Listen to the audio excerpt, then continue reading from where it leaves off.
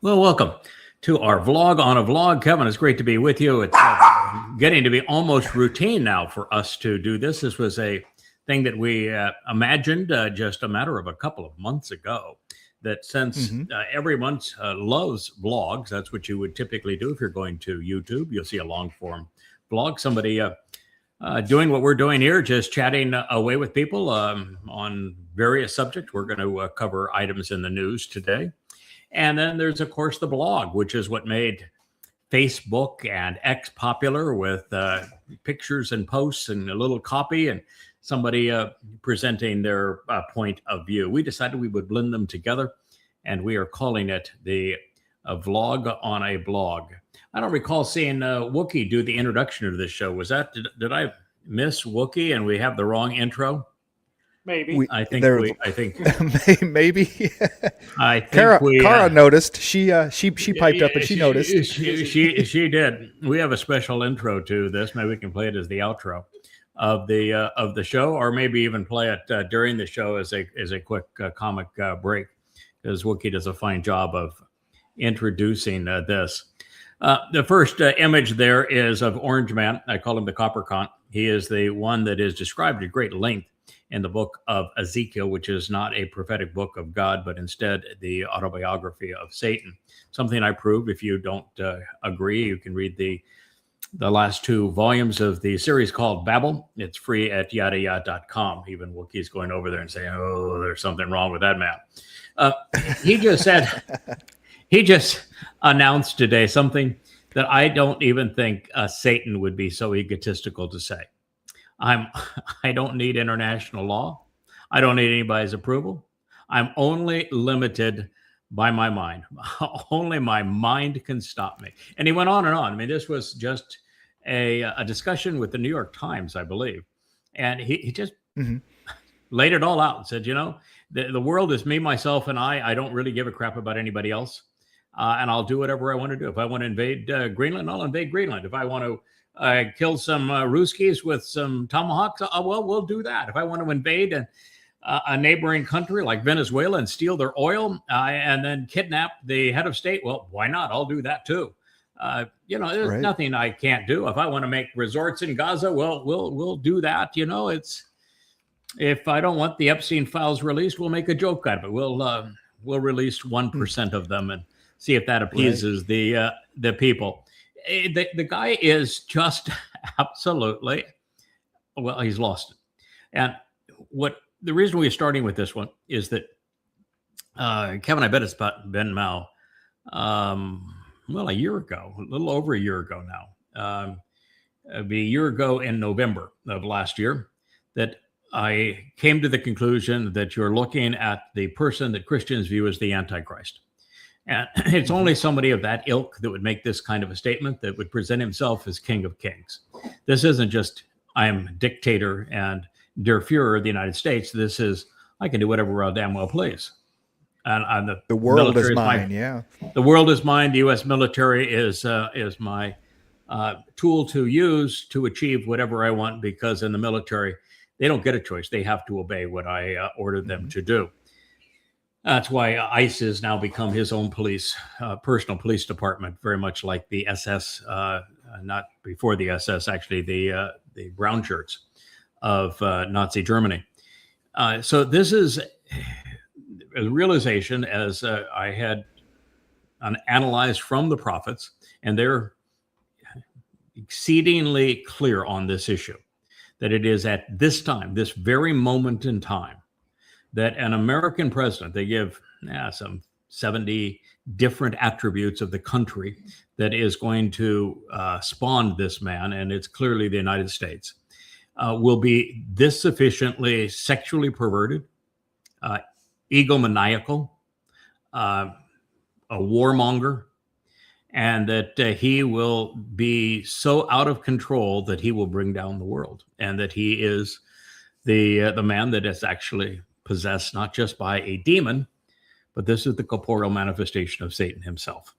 And I don't think there has been anyone since the Caesars who would have made this kind of a statement. Hitler Yeah. didn't make it. Mao Zedong didn't make it. Stalin didn't make it. This you have to go all the way back to the Caesars to find a man this egomaniacal. And with the kind of reach that he has, because Stalin was in Russia, I mean, so he wasn't like reaching out into Britain or the United States or South America or anywhere, I mean, militarily anyway. Well, you wouldn't say that if you're. Things. Well, you wouldn't say that if you're living in Romania or East Germany, Sure, or Czechoslovakia or Yugoslavia or any of those nations, but he did limit his carnage to his own people and neighboring countries. Yeah, but right? the Caesars thought they had the world was theirs. I mean, anything we decree anywhere in the world, and then to like you said, to declare themselves gods. I mean, we're one step away. We know when it's going to happen. We know where he shows up and does that. So, yeah, Hitler wanted to be the lead Aryan.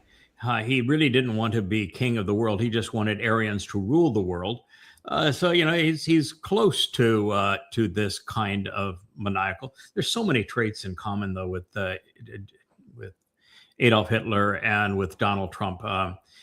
He's clearly pursuing what I would call the Fourth Reich, as Hitler pursued the Third Reich. It's always convoluted as to which Reichs he's talking about, but it's clearly, in my view, that the holy, it's the Roman Catholic, Imperial Rome is the First Reich. And he is embodying their symbols for everything from the Ark of Trump that he wants to put in the Capitol to now the rostrum that he likes to stand behind is the Aquila, the eagle of Rome. And he speaks very much like a Roman emperor, like, okay, there's a Senate, but they don't really interest me very much. And so it's very clear. And he has his Goebbels. And Stephen Miller, he has his brown shirts, personal military, which is now ICE. He has his virtually everything that he needs in terms of also elbow room, is it what Hitler called it. We need a little elbow room. So we're going to go over here and we'll take Greenland, and we'll take Venezuela. Right, yeah, maybe we'll take Cuba. We'll take Panama. Cuba's next. We'll make Canada our hat. Why not?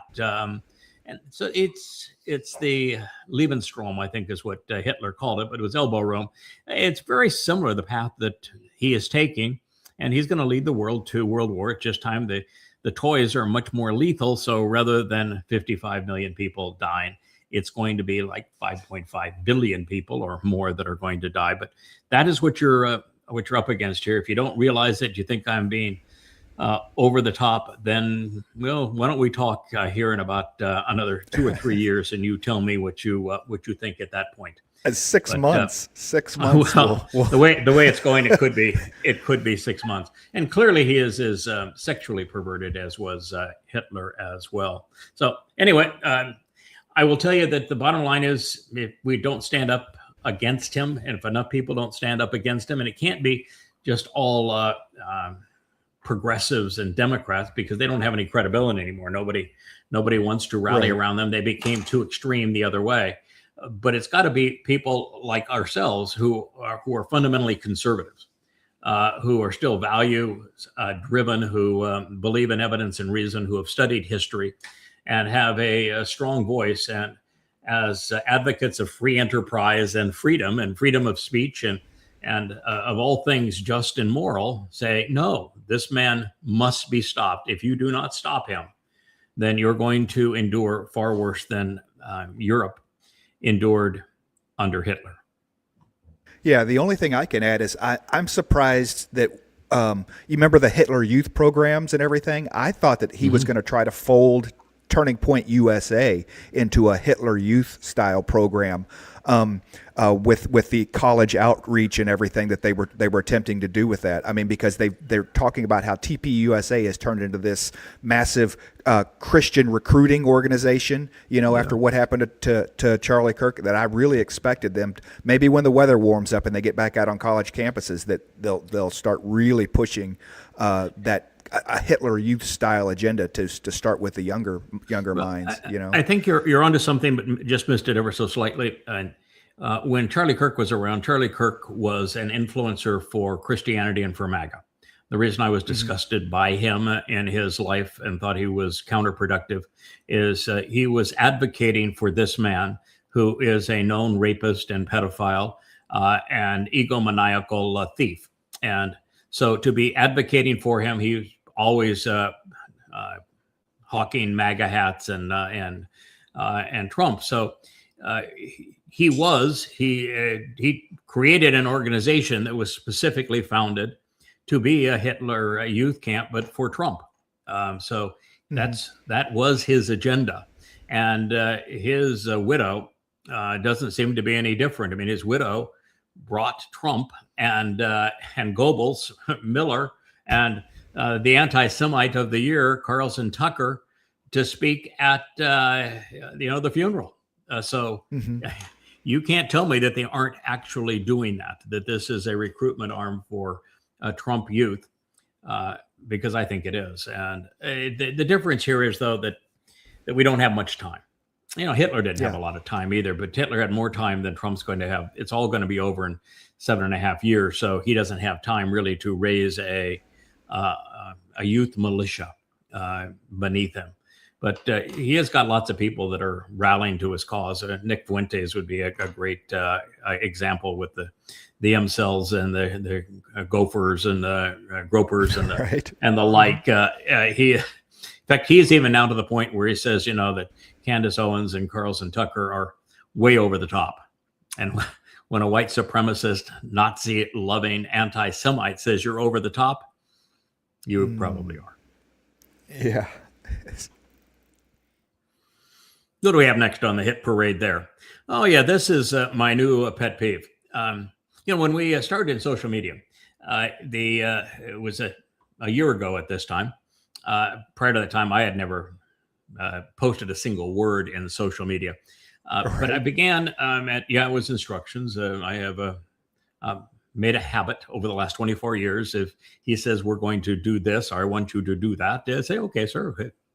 Happy to comply. Yeah. I don't know where it's going to lead, but we'll do the best we can. And it always turns out interesting and well. And so he asked me to go into social media, and that's what we've been doing. So here, the first ever blog on a blog. So that's fairly an interesting variation of this. The reason I'm holding this up is that this is a man dressed in black. He's obviously being depicted as a Muslim. It's got radical crossed off. Because what he is doing is actually acting as a traditional good Muslim by the Quran's definition.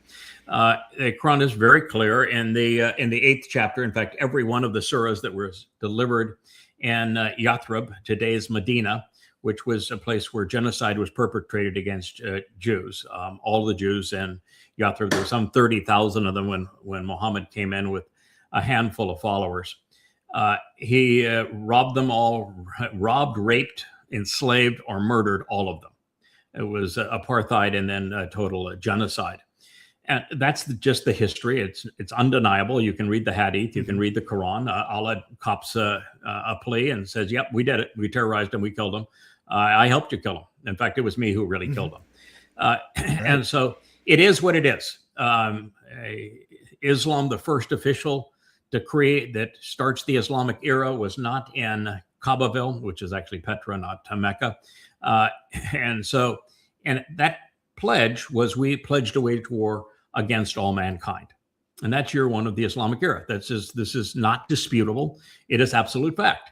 And Islam since that time has been an indiscriminate killing machine. That is also a fact. The first 100 years of Islam, somewhere between 150 and 250 million people were enslaved, raped, plundered, and murdered. It was over 1/3 of the Earth's population at the time. And this is a fact of history. And so I have this propensity to speak honestly about the religion because I know how horrendous it has been and how badly the Quran is written and how vicious Muslims have been. October 7th is a great example. 9/11 is another example of this. And so I know more about this religion than anybody alive. And that is because I have written now 4,200 pages of analysis. Here is, this would be volume, 3 of 5. They're all 825 pages long. And in each of these volumes, what I do is I'm the first ever to reorder the Quran chronologically and set it into the context of Muhammad's life using the earliest and most credible hadith sources, particularly Ishaq and Tabari, such that the Quran can be understood. Now it has context, now it has chronology, and the two sources are brought together as one. And there really is no difference between hadith and Quran in that exactly the same people said it, recited it initially, and the same people passed it on mouth to ear over the first century in the same place. The exact same people did them, and it is the same cast of characters. There is really no difference between the two. Muslim might complain that there are, but Islam is not a religion, can't even be practiced as a religion without the hadith, and the Quran cannot be understood without the hadith, and to say anything else is to lie, is to be ignorant of these things. So after doing this and having presented 5 translations of the Quran, including my own, and setting into the context of the hadith and sunnah, the oldest credible sources, I have come to present Islam as it is, exactly who Muhammad was, how he conceived Allah, who Allah is, and what their agenda is. And it Allah is who, Allah he, Allah. Yeah, Allah, Which one? Allah, Allah he, Allah who. Yeah, there's 3 different names for Allah in the Quran that are for him and for her, which is really means in Arabic. That's why Allahu Akbar. That's the way it's presented throughout the Quran. It's Allah, Allahi, Allahu, and then of course there's Ar-Rahman and then Ar-Rahim, which are the Hebrew names that were used so that the rabbis didn't have to say Yahweh's name in Yemen, and it was in Yemen that they picked up that the initial poetry of the Quran comes from these Jewish converts, or Arab converts to Judaism in Yemen, and Ar-Rahim and is just the name they use to describe their God. And there's entire chapters of the Quran to Ar-Rahman, for example. And again, it's the name, and it's celebrated as the name of God. And so there's about 6 or 7, 8 names for God in the Quran. Allah is not the Arabic word for God. It is one of the names of the Quranic God. And so I've come to know this. I know it better than anybody. And yet and it's deadly. And what it's doing is exceedingly caustic. And it's the worst victims of Islam are Muslims. Muslims kill more Muslims than they do non-Muslims. And so I try to educate people about Islam because I know it better than anybody else alive. Having written these books, I wrote Prophet of Doom 23 years ago. I met with Al-Qaeda, Hamas, Hezbollah, Alaska Martyrs Brigade 24 years ago. Probably the only person that's met with those organizations and survived the experience. And in that process, I learned a lot. And I have shared it openly. I've done 10,000 radio interviews on this subject in my own name. I've received thousands of death threats. I know this subject like the back of my hand. And yet when I share the truth about Islam now on Facebook, there's independent fact checkers that say it's not true. And Facebook gives you no opportunity to plead your case or to debate them or to prove otherwise. And it has become obnoxious at Facebook. Facebook has absolutely lost its way. It has gone back to, it is far worse than it was this time last year when Mark Zuckerberg says, I'm firing the thought police. Well, he might have fired his own thought police, but he engaged a third-party cadre of fact police, and they are absolutely wrong, and they're destroying Facebook. And I don't know what it's going to take to get Facebook's attention, but if they don't get their act together and resolve this problem, it's going to be nothing but a little gossip corner, and they're going to have little women talking to old women because they can't attract anybody young, just gossiping among themselves, because the truth is not going to be told here. And it's a real shame, because Islam has not changed in 14 centuries. And if you don't tell the truth about it, it's very much like Donald Trump. If you don't confront him with the truth, then bad things are going to happen. The same thing is true here. Yeah, I think the most poignant part about this is the radical. So, forever, even back in George Bush time, it was, we can work with Muslims, just not radical Islam. It's always been war against terrorism and radical, and the whole, it's just Islam, people. The Quran is really straightforward. The Quran defines a Muslim as somebody who engages in jihad. And Allah says there's only two types of Muslims: a Muslim who has died killing for me, and a Muslim who will die killing for me. That's directly from Allah. And since Allah defines what a Quran is in the Quran, you don't have your own opportunity to say, well, I want a different definition. That is the definition of a Muslim. A Muslim is a jihadist. All good Muslims are jihadists. And then Allah says, if you're not willing to fight jihad for me, if you're not willing to go out and kill people for me, you cease to be a Muslim. And then his orders are to the good Muslims, who are the jihadists: you must kill that peaceful Muslim so that I can torture them forever in hell. So that is the definition of Islam. That's the definition of a Muslim. I mean, Allah makes it. It's irrefutable in the Quran. I don't care what your thought police want to claim otherwise. Those are the facts, and the facts are not in dispute in this case.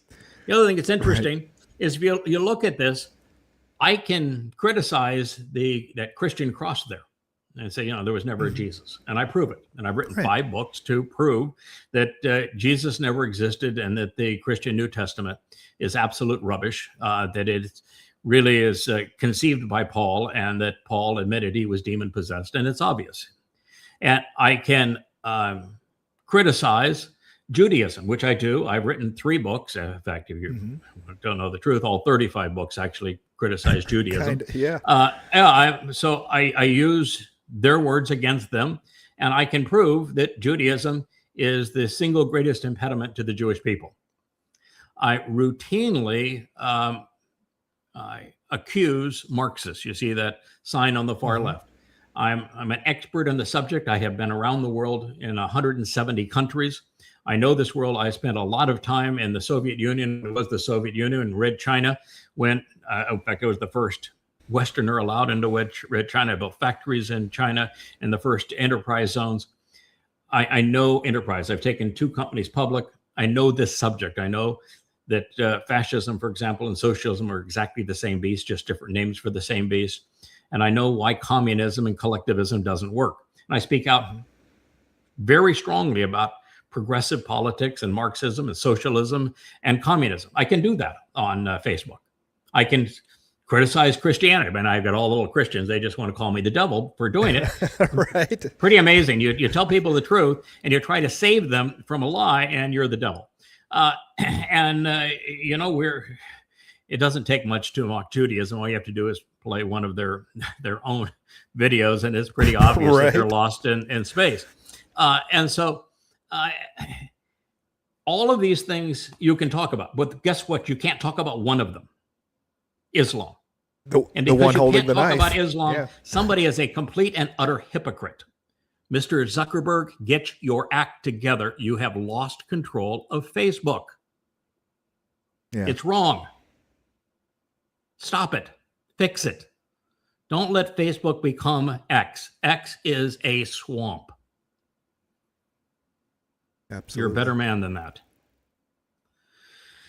Oh, this is exactly as I had predicted. The Trump is lashing out of the world, and you don't see Trump's picture there, but you can't understand this picture unless you understand Trump. What happened is that Saudi Arabia, MBS, who is a psychopath, and what he announced is that no Israeli, no Jews will be ever allowed into Saudi Arabia. So there's no normalization here. No Jews will ever be allowed into Saudi Arabia. He is doubling down. Now, the fact of the matter is, he happens to be Jewish. The entire royal family of Saudi Arabia is Jewish, as is the royal family of Jordan and a number of other Islamic countries. They are Jewish. Muhammad was ethnically Jewish. But a lot of self-loathing Jews. All you have to do today is look as far as the senator was in New Hampshire, Bernie Sanders, a self-loathing Jew. Lots of them. Soros is a self-loathing Jew.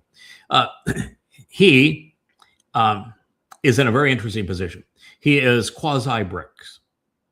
What I mean by quasi-BRICS is that he is now structuring his capital holdings apart from dollars in gold and silver and other commodities. He is now selling oil to his largest customer in yuan, bypassing the dollar. And he has representatives that go to all the BRICS meetings, and he takes, we just lost the feed there, Rich. Kevin's feed. Yeah. He goes to all of the BRICS meetings and talks regularly with the Indians, the Russians, as well as the Chinese. And they have decided that they're moving away from the petrodollar. This is the reason that Trump invaded Venezuela. He would not have invaded Venezuela had it not been for the trying to salvage the petrodollar. It's not going to work for him, but that is the reason he did so. He's petrified now. It's the reason he is threatening India. It's the reason why the U.S. blew up the Nord Stream pipeline, is that they're just absolutely petrified of losing the petrodollar, because the petrodollar is the only reason the U.S. economy isn't completely bankrupt. $38 trillion of debt is so far beyond the pale. It could not be paid back. It can't be. The debt can't be serviced. We can't sell the T-bills. No one wants to buy them. Everyone is shorting T-bills, and so the only way that the American president can create the illusion that the United States isn't bankrupt is to attack anyone that goes off the petrodollar. That's why we didn't take Muammar Gaddafi and kill him because we didn't like his jokes. We killed him because he was replacing the dollar as the exchange of trade in Africa with a gold-backed currency. And we didn't bomb Nigeria because we don't like the Muslims that are killing Christians there. We bombed them because Nigeria came out and said, we're going to sell oil and currencies other than dollars. We did the same thing with Iraq. It is what we do. It's why we sanctioned Venezuela and then ultimately invaded Venezuela, is because they were selling oil in currencies other than dollars. And so the only thing that keeps the illusion going right now is Saudi Arabia. And Saudi Arabia is playing Trump like a fiddle. First, they bribed him with billions of dollars, and then they managed to compromise him. And between those two things, they control him. And now they're dangling this last vestige of hope of the petrodollar, such that when they say, listen, we now have replaced SWIFT. We don't need to ever trade in dollars again. Our largest customers are now buying in their own currencies. We have gold-backed reserves. We've shorted the T-bills. We don't need you anymore. And what he got on his last visit, by the pretense of, we'll play along with you, is he got a commitment, like Qatar did, that if there's any fighting, that the U.S. will defend Saudi Arabia and Qatar. Americans will die fighting to save Saudi Arabia. We've already done that. That's what Desert Storm was all about. They won't die fighting for Israel, but they will die fighting for Saudi Arabia. They got that. They got Elon Musk to advance, and NVIDIA to advance huge commitments on artificial intelligence, because Islam robs people of intelligence, so they need that. And they got access to nuclear technology because we agreed to give that to them. And they received another $100 billion worth of U.S. weapons. So there you go. And who's their enemy? Israel. So this is what we have done, and what MBS is now scheming which has been obvious for a long time. You wanted me to continue for a few more months on the petrodollar, Donald? Okay, this is what it's going to cost. I want Israel. Silver platter. I get an Islamic State carved out of the heart of Israel, and it's mine. I get to control the Temple Mount. I get to administer it. It's mine. You can say whatever you want in terms of promises of protection and sovereignty, two peoples living in harmony next to each other. We know it's not true, and we know that you will do nothing, and it'll make Israel vulnerable, and I'll get all of the credit for being the guy that set up Israel's demise. That's what we're going to do. That's the game. That's what we're going to play, and that's what's going to happen, and it's going to happen likely in the next 6 months. So don't be surprised that that psychopath right there is going to play Netanyahu, who's an easy guy to play. I mean, when the Muslims in Gaza, who have a collective IQ of sub 60, managed to taunt Israel into destroying Gaza, which was the entire purpose of Alaska Flood on October 7th. It wasn't to invade and hold Israel. It wasn't to conquer Israel. It was to piss off Israel to the extent that they would invade and destroy Gaza and kill lots of Muslims in Gaza, because they had already set up all of the apparatus around the world. The Qataris had funded it, such that even before they invaded, they were screaming genocide and apartheid and colonization and all sorts of untruths, such that Israel's reputation would be destroyed around the world. Then you show the pictures of Gaza in ruins and little Muslims dead, and it worked like a charm. Israel got played. The Gaza destruction brought the country to the point where it only has one supporter now worldwide, and that supporter happens to be the Antichrist. Israel's now a vassal of Donald J. Trump, and he's going to sell his vassal to that man right there, Mohammed bin Salman, MBS of Saudi Arabia. That is your future, Israel, so I thought you'd know it. I've been saying it now for over a year, and it's impossible to get Israelis to listen. They think that Netanyahu is a great leader. They think that Trump is the second coming of Cyrus. And he is, in the sense of, I'm king of kings, but that's the extent of it.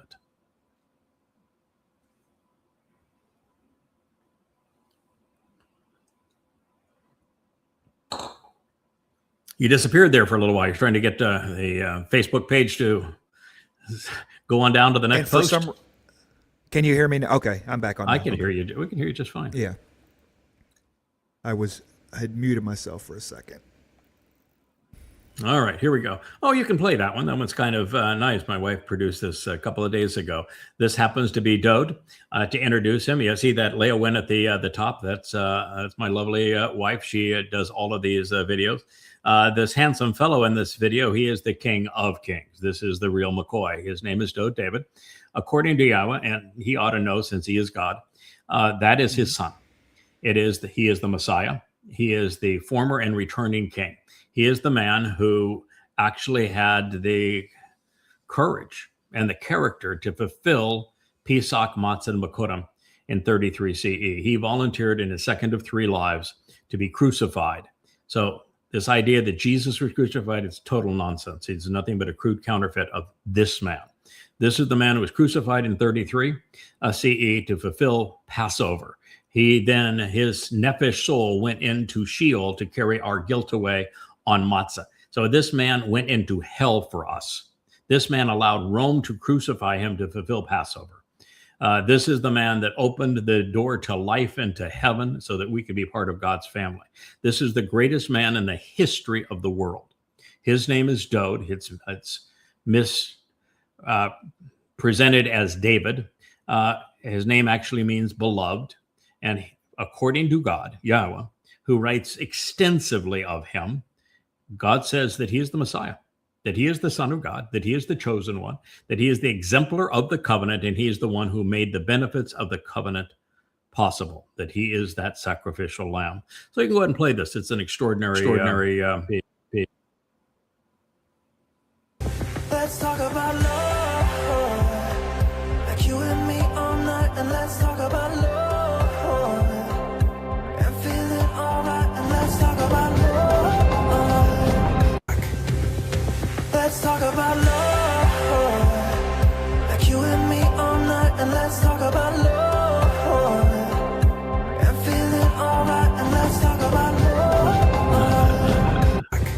All right, thank you. Let's talk about Now, the reason you have to get the feedback, Mike. The reason that it says kabod at the beginning is a little bit of an inside joke. Do you know what the inside joke is there, Kevin? Oh, I do. I was there for that episode. Yeah, second Samuel 6. Yeah, 2 Samuel 6. The issue Hey, was Michal. that, Michal, who was Dod's wife, first wife from Shaul, King Saul, was having a conniption fit. She thought she was better than everybody else. She thought that Dode was beneath her status. She was royalty, and she thought that Dode was making claims that he couldn't fulfill. That when he claimed to be the Son of God, when he claimed to be the Messiah, when he claimed to be Israel's savior, and all of these kinds of things, and that he would come back and be the king of the universe with Yahweh. In fact, Yahweh calls him Elyon, which means Almighty God. So Yahweh has a very high estimation of Dode. She trashed him, and she trashed him at a point where Dode was celebrating. This man was celebrating a man named Obed-Edom, who is this person that the prophet Yeshaya speaks of in the 63rd chapter, is the man from Edom that's going to save many. Well, Obed-Edom was bringing the Ark of the Covenant into Jerusalem on Yahweh's instructions. And because God had arranged it for Dode, all Dode had to do now is celebrate. So he knew that it was his job, and it will be his job when he returns on Yom Kippurim in 2033 year 6,000 year. That's October 2nd, 6:22 p.m. at sunset is when he's returning with Yahweh. He knew that it would be his responsibility at that point to anoint the Ark of the Covenant, the mercy seat of the Ark of the Covenant, with the bull's blood and with the blood of the goat. And so he put on, for this occasion, the medallion, the ephod of the high priest. But he didn't wear anything else. Right. And so he was dancing and having a great time. And so Dance his like wife nobody's said, looking. "Oh, you've completely embarrassed yourself. You think you're kabod, you think you're something special, but all you did was embarrass yourself, even in front of your concubines." And so Dode had the retort of all times. Well, speaking of those concubines, we'll see if they think I'm kabod here in a moment. Right. So kabod means heavy, significant, big. So it was one of the great comebacks of all time. It's right there in 2 Samuel 6 if you want to read it. And the reason he was naked from the waist down wasn't to show off or anything. It's because once he anoints that mercy seat of the Ark of the Covenant upon his return on Yom Kippurim, we head back to Eden on Sukkah 5 days later. And we have this opportunity to live in the earth restored to the conditions experienced in Eden, because God's going to restore the entire earth once he gets rid of the religious and political malcontents. And what was the dress code in Eden? Just a smile. No dress code. Yeah, wearing a smile, man, exposed. So anyway, that's the story, and that's why he is presented there as kabod. My wife is very good on inside jokes, but you got to know the story. So I thought I would explain it. But that guy is the greatest man who ever lived. The reason that the moon is full moon behind him is that if you look in the first chapter of Bereshit, Genesis, and God's telling the creation account, there was nothing created on the fourth day. There are two luminaries, a greater and lesser luminary. With the lesser luminary reflecting the greater luminary's light during this time of darkness, and that they both serve as signs of the Moedim, which are the 7 annual meetings to meet with Yahweh, Pesach, Matzah, and Bikurim, which this man fulfilled in 33 CE.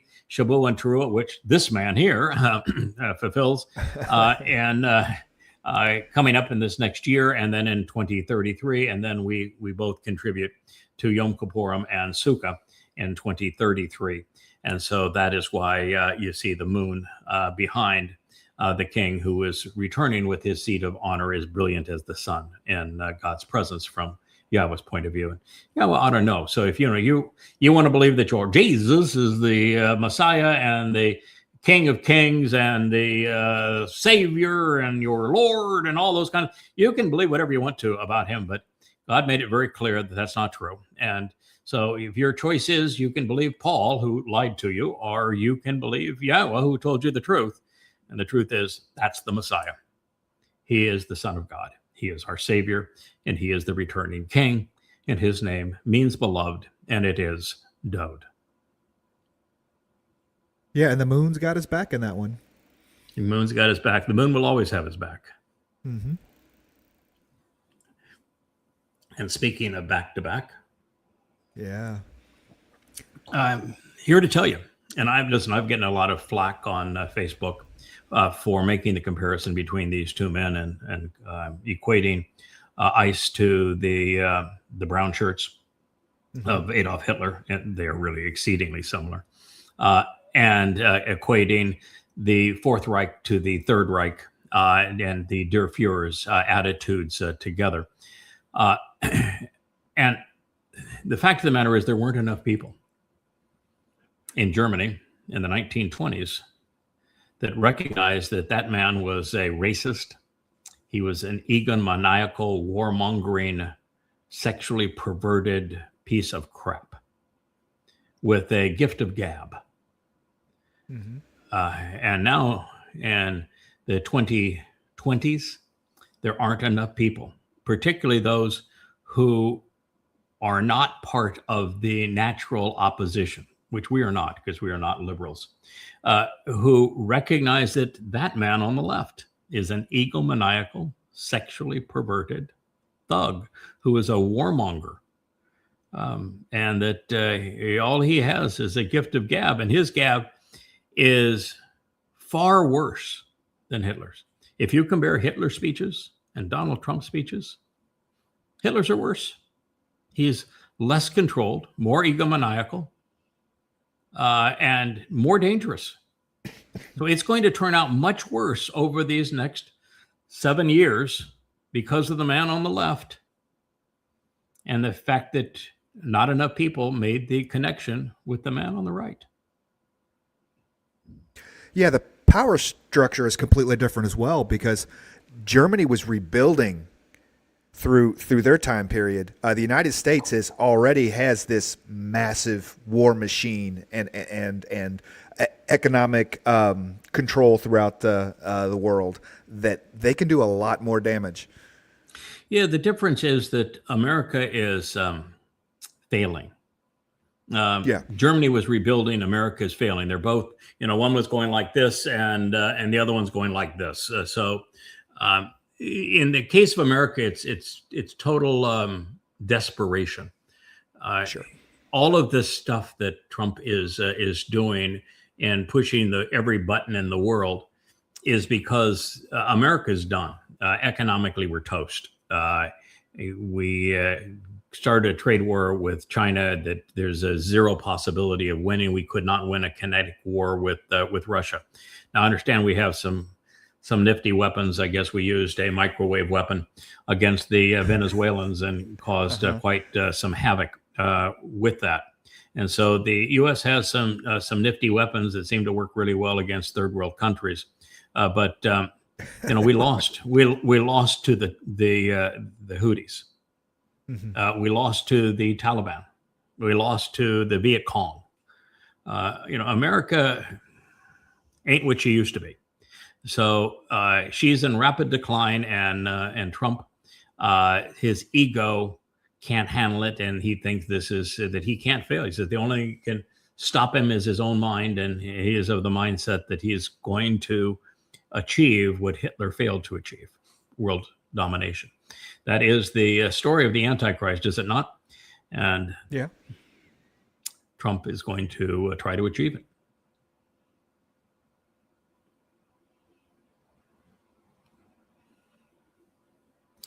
Oh, what a sad statement this is. So, if I get out of my car and I get taken to a concentration camp, which is where they're taking all of these people.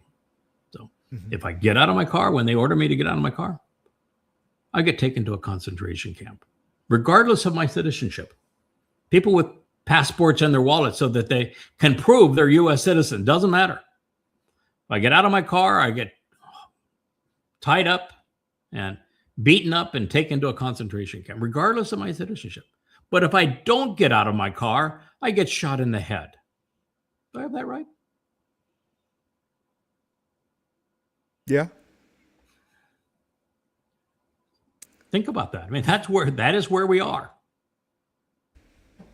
Now, I will tell you, just so that we're clear, if I witnessed somebody that was so out of control, two people, one trying to open my car door and reaching inside to grab me to pull me out of my car, while another one pulls a gun and points it at my head and starts saying shitty things to me. And I'm in a car. Do you think I'm going to wait and say, oh, let's talk this through, fellas? Oh, sure, right. I'll get out of the car while you're holding a gun to my head when I did nothing. Or are you going to gun it? And I don't think she did. I think she turned the wheels to miss him. In fact, I'm positive she did that. But in the case of me, you pull a gun to my head and you're that out of control so that I know I cannot trust you. And I'm in a car, I'm going to run you over. You need to know that. That is the right answer virtually 100% of the time. These goons do not have the right to go up to strangers, break into their cars, give them orders, and expect to be followed, or I shoot your brains out. If you do not oppose that, if you don't have the courage to stand up against that, then you've already lost. Then Trump's reign of terror prevailed. It's interesting the amount of policing force that ICE would have in that situation, because something like this very rarely happens in your average patrol officer stop. You know, it happens. They get ran by cars, shootings happen and things, but there's very, very seldom. The reason it happens very seldom is because they realized that tactic was stupid. And so you can listen to any cop talk about this issue, and they said everything that ICE did says that they were improperly trained and what they did was ridiculous. A cop will never stand in front of the car now. Your body is not designed to stop a car. Don't do that. That's stupid. Okay? You do not pull your gun on somebody that is driving a car, particularly when they haven't even pulled forward yet. The rules for shooting somebody in a car would mean that you're in a position where you've checked out the background. There's no chance you're going to kill an innocent person. And if you don't stop that driver is going to run through a crowd. Otherwise, you've got no option to do this. What they did, there was no probable cause for that guy to grab the car door and tell her to get out. There's no probable cause there. There's no probable cause and no reason for him to pull his gun on them or stand at the angle that he did for that car. That is just flat out wrong. And so when your belligerence and your lack of training and you're given a gun puts you in that position and puts her in that position, there's something really sick about your country. And then your president, your vice president, your the head of the Department of Justice all condemns the woman that was killed and exonerates the man that's operated so egregiously. It's one of the reasons why I've just given up on X. I just think that Elon Musk is defending this, and it's that you've lost your conscience. You're out of your mind. And I know MAGAs are defensive of their ICE, but so we're all Nazi Germans. Yeah, Yahweh doesn't know either of these people, so I'm okay to not worry about what they're doing as well. I think I wrote the other day, it's when Dumb and Dumber meet and dumbest wins, because I'm not putting myself in the situation of either the cop, the ICE guy, or I'm not putting myself in the situation of the woman, to whatever she was doing at the time. We're gonna differ there. First of all, I don't go out and deliberately agitate. I think that the way that people are on the left, the way they publicly protest, I think is not conducive to any proper solution. And I don't like the whole idea of public demonstrations. I think the idea of protesting in the streets is asinine. And I don't care what side does it, right or left or religious or political. I just think it's completely inappropriate.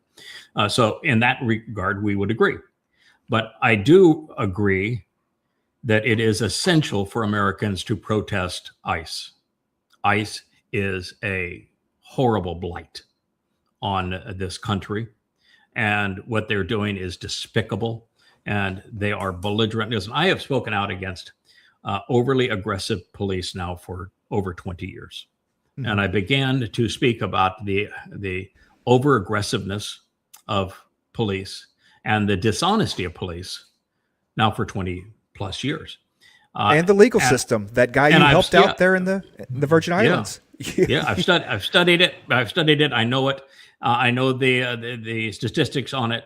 And the fact is that judges and district attorneys and the like lie on behalf of the cops, and collectively they cannot be trusted. We do not have a justice department in this country in that regard, and so I don't like the system the way it has evolved. I don't like the attitude of cops, and I don't like the belligerence of it. And these guys are the worst of the worst. These guys are so far worse than the worst of cops.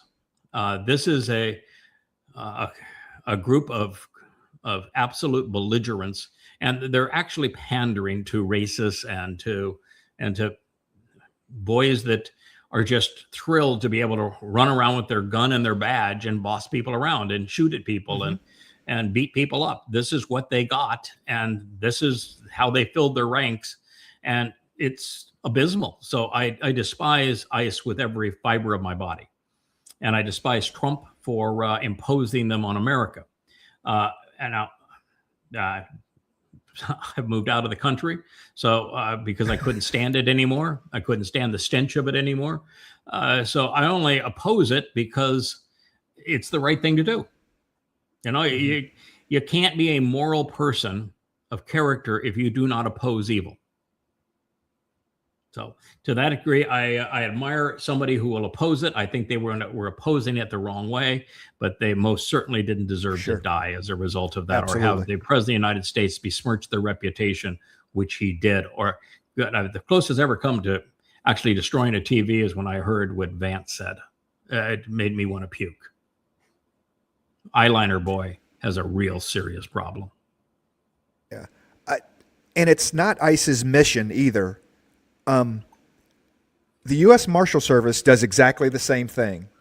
Fugitive, apprehension, and you don't see this crap out of the U.S. Marshal Service. No, they're a different level. They know they're trained. They do a job, and they have a job to do. You know, I've been served warrants to appear as a witness, and it's most of the time it's served by U.S. Marshals, and I go up and talk with them because I love the discipline of their dialogue. You know, they've been trained on what to say and how to say it. And they're really an interesting lot, you know, really professional. So I respect them for that. But these guys, they're goons. They're thugs, they're goons. And Ross is among the worst of them. It's be interesting to see, though, whether or not he will be indicted for murder. It's a tough call for Minnesota. You know, when Chaffin killed George Floyd, of course, they immediately indicted him, and they really didn't much have a case then, in the sense that he was convicted inappropriately, I think. I mean, I think that George Floyd led to his own death with the amphetamines and the fentanyl and the fact he was also out with COVID and all of those things, with a counterfeit bill passing a counterfeit bill in the store when he has been a cocaine addict and cocaine seller and drug literally distributor in his neighborhood. He badly injured a pregnant woman by pistol whipping her. I mean, with a litany of prior arrests and convictions, really bad man. And he was trying to escape. The full evidence is he was literally trying to escape. And when you're on these kinds of drugs, you are aggressive. And so Chaffin was trying to restrain him. Now, I think that Chaffin becoming out of the military went too far. Clearly, he went too far, too long Like, in trying to right. trying to restrain the larger man. But the penalty for that should not have been what he received. Now, whether or not they're going to take Ross, who we now have all sorts of video evidence that shows that he committed an act of, at very least, manslaughter, but because he had a pejorative against the woman, calling her a bitch as he was shooting her, and then gloating over it, that's premeditation there. And so I think it goes from manslaughter to murder, and you have so much video evidence of it that I would think it would be a fairly easy conviction in this case. But will Minnesota bring it, with Donald Trump being the most ferocious cannibal in politics that there has ever been, and with the FBI interfering with the Minnesota investigation, making it more difficult for them? I don't know. It'd be interesting to see if they do. But the state of Minnesota can bring charges, and if they bring the charges, Trump cannot exonerate the man. There is no means for him to do that. So we'll see whether he does it or not. This is a jurisdictional nightmare. It is, frankly, I don't think we'll ever see the trial because we won't be here. I don't think they can bring it to trial fast enough. You know what I mean? It'll be two or 3 years before. It's a jurisdictional nightmare. The amount of evidence and social opinion that's in it. We run the difference between what is legal. Did this officer act within the law in doing what he did, okay, and what is lawful? There's no doubt he was wrong. He killed her. He was wrong, okay, but bonding, is ICE bonded? Does the federal government have to back them up like they would a sheriff's department? If a sheriff does something bad, then the case comes against the sheriff's department, not necessarily the sheriff's deputy. Those types of things. Yeah, I think this is, if you're going to convict Chaffin in Minnesota of killing George Floyd, you can absolutely convict Ross of killing Good. The evidence is far more overwhelming that he did this deliberately. I mean, that was the difference. And I don't think Chaffin was trying to kill him. He was just trying to restrain him. In fact, that's pretty obvious. And yet he was convicted. And in this case, he didn't just shoot once, he shot 3 times. And the last 2 shots, he was 90 degrees perpendicular to the car. I'm telling you, there's no interpretation of that. It's straightforward. He meant to kill her. He shot her in the face at 3 times at point blank range. And the last 2 shots, he was clearly 90 degrees perpendicular to the car.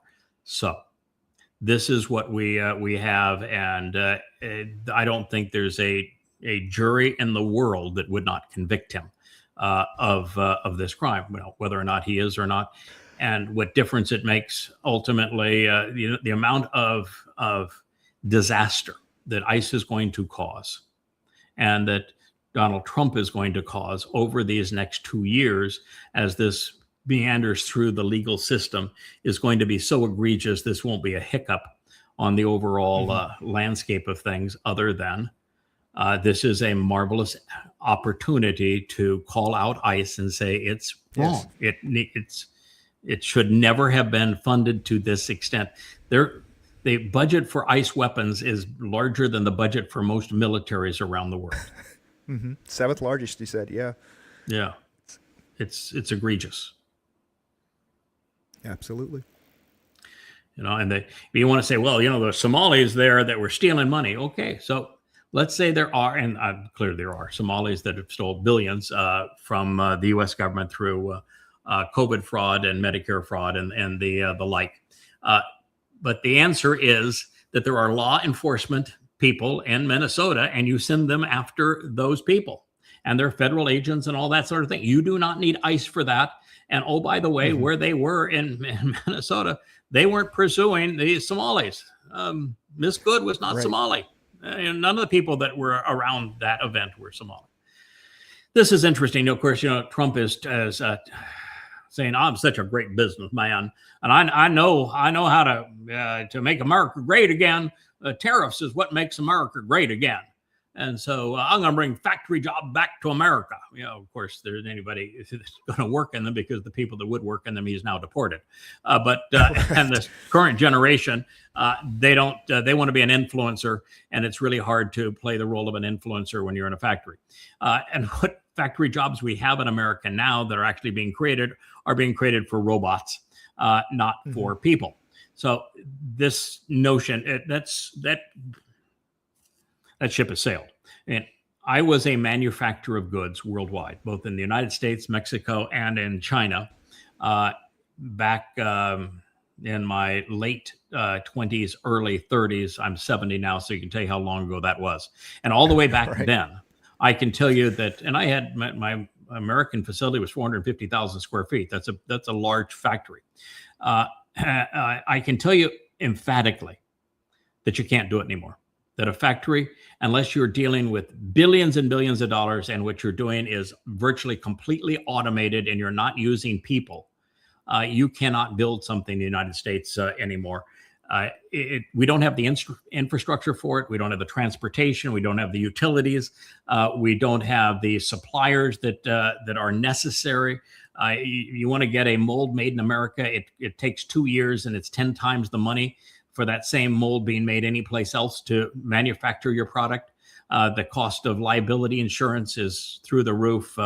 The employment issues and how much money you have to pay for them and pay to the government to have them, and the rules about firing them when they don't work. It's just so egregious that I'm telling you, you can't make goods in America anymore. So you might as well just forget that, unless you're Tesla and you've got just billions and billions and billions of dollars, and you're going to make the whole thing automated. And even then, look at Tesla now. Tesla is rapidly declining in sales and in margins and everything else. Tesla is in free fall. So it just can't be done. So no. And look what he did here. This is annual change in employment year by year. And if you look at this past year, Trump year, look how low that number is. That's the lowest number. If you go through that entire chart, the only lower numbers that are lower than that, like the COVID year, we of course lost jobs because our government told people they couldn't work. And then you go back to the recession, the Great Recession of 2008, and that's when you have those numbers there. Otherwise, it's the worst on record. That's how bad a manager he is economically. He destroyed the workforce. And he wants to claim that inflation's under control. No, it isn't. Just look at your grocery receipt this year versus last year versus the year before. And what you realize is all they've done is they've changed the way that they measure inflation.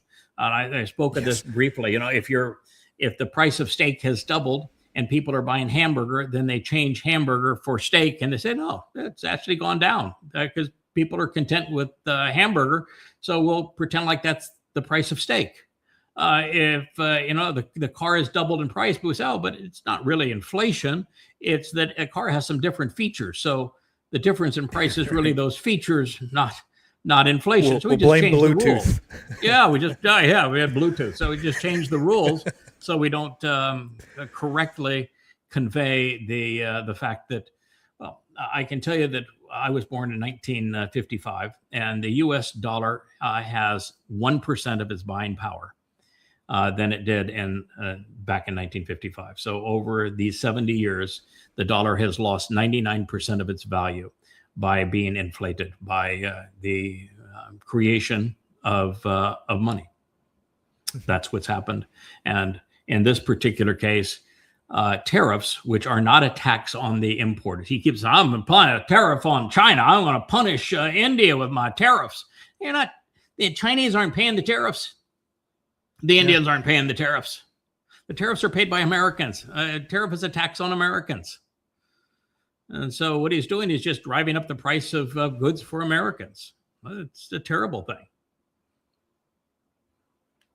And making it, by the way, impossible for most companies that still do make something to be able to make it because they can't afford to bring in the parts. Exactly. Okay, it's a horrible picture. I know it's a horrible picture. It's Nazis killing a Jew. This is probably in the Ukraine, and it's the reason that it is so. Yeah, it is in the Ukraine.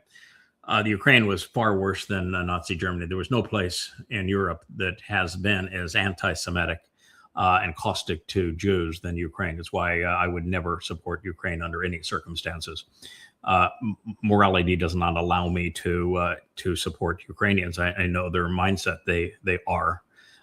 We call ruthless anti-Semites Nazis. Well, long before there were Nazis, they were Ukrainians. And the reason I point this out is that there is really no difference between what you're looking at there and what ICE will continue to do if people don't stand up against this. It's one is going to morph into the other. So I was I don't know disgusted if by it's that. a quote or a poem or whatever, but when they came for the Jews, I didn't do anything because I wasn't a Jew. When they came for the workers, I didn't do anything because I could, and Yeah. Yeah, it that was. sentiment. It was. I came for the Saturday people, and I did nothing because I wasn't a Jew. I came for the Sunday people, and I did nothing because I was not a Christian. Then I came for me, but then there was no one to stand up for me. Is a little closer to the quote. Probably not exact, but the fact is that this is why I'm bullish. I'm aggressive. I have a very keen sense of right and wrong. I know my material, and I know how things have progressed in history, and I can see the parallels. My mind works by making connections. I see the connection between ICE and the brown shirts, and how the brown shirts then were replaced by the SS. And what happened is that with ICE, if ICE is the domestic police force for Donald Trump, as the brown shirts were, which the brown shirts, by the way, were funded by Americans, George Herbert Walker, George Prescott Bush of Union Bank, Ford, a Ford Motor Company, Watson of IBM, were the guys behind funding Hitler's personal army. And the military finally says, these guys have too much influence. And so the only way that Hitler could survive a military mutiny was to allow the SS to take out and kill the brown shirts. And so, and the brown shirts were very much like ICE. They were a lot of overfed, out of work men that had a racist bent. And the only difference at this point is that the ICE is anti-Hispanic, and Germany ultimately became anti-Jewish. But initially, the brown shirts went after political opponents, and particularly those that were even more liberal than the socialists. So it's very much like ICE today. Their enemy is the same. Yeah, it's only a matter of time when it's not immigration status, but your online commentary, your social, your politics, or whatever, your ideologies will ICE will come for you too. This will come for you too. Yeah, if you're not willing to capitulate. And look at Trump. He's the Hannibal Lecter of politics. So even those who are closest to him, look at Marjorie Green or Elon Musk. Incredibly close are his attorney, his fixer from his first term, Cohen. Yeah, he will absolutely destroy even the person who was the closest to him. And so if you're a MAGA, you're dealing with Satan, and Satan has no loyalties. So this is the Pentagon failed audits. Now Trump pushes for a 1.5 trillion military budget. Here's the country. It is absolutely bankrupt. We're adding more than 2 trillion to the national debt every year. We've created a monster. There's only two options now. And those two options are that since the U.S. cannot increase the rates on the debt or they'll be adding $4 trillion annually. They can't price it at a point that anybody was going to buy those bonds. So all they can, and nobody wants to buy them. They're selling them. Japan is selling them. China is selling them. Saudi Arabia is selling them, and Europe is selling them. Are all selling them and going into gold. So they've got they got no takers for the bonds, and they have to sell $3 to $4 trillion worth of bonds just to keep the government doors open this year. And so the only way they can do that is to do one of two things. You either default and say, "Sorry, we can't pay our bills anymore." So we're not going to pay the interest on our bonds. We're not going to pay the bonds off. We're not going to redeem them. We're broke, and we're filing bankruptcy. Countries don't like to admit that they are bankrupt. So what they do is what Germany did prior to World War II. They inflate their currency. You just print more money. Argentina did it. Britain did it. When Britain lost the reserve currency status with the pound, they also did it. And what happens is you take wheelbarrows of money to the market. People ask to be paid 2 and 3 times a day, because by the end of the day, the money doesn't buy as much anymore. And so you destroy the value of your currency, and you torch the dollar, which is what is being shown here. And so it's either you torch your currency and you go into hyperinflation, or you declare bankruptcy. Either way, it ends in a reset, and in the reset, your savings has no value, none. Just a number, yeah. Just a number. It goes away. No value whatsoever. So this is what we're up against. And what Trump is trying to do is to salvage the petrodollar through belligerence. If we go attack enough people, invade enough people. But for example, the thing on Venezuela is never going to work out. It would cost $100 billion to restore all of that. And Chevron and Exxon, they're not going back in to spend $100 billion. So the government said, well, okay, we'll give you the money, because the money doesn't mean anything to the U.S. government anymore. It's all funny money. We'll give you the money to do that. And they said, well, thanks, but everybody we send in, they're going to kill. So how does that work? Because you don't have any troops there. You just did an operation and pulled out your guy, but you didn't change anything. They go in there. But we're in control of Venezuela. No, we're not going to do that. That is stupid, and it would take 10 years to do it. And so no, it's not possible. It cannot be done. And so all we did is make a mess of things. All we did is piss off China and Russia and everybody in Latin America by what we did. The belligerence is not going to work. Although I guess that microwave weapon is quite the thing. It will burn your britches, and it'll cause blood to come out your nose, and you'll be vomiting up blood, and makes your skin light up like it's on fire. It's a really nasty thing that we evidently deployed there.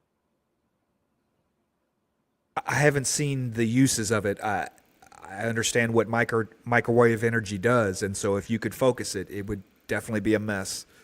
Yeah, that's what the Chinese have one. I don't know if the Russians have one or not. The United States has been developing it through DARPA. We screamed at the Chinese for it, but every once in a while you'll see DARPA talk about it and what it does. I've seen it over the last 10 years.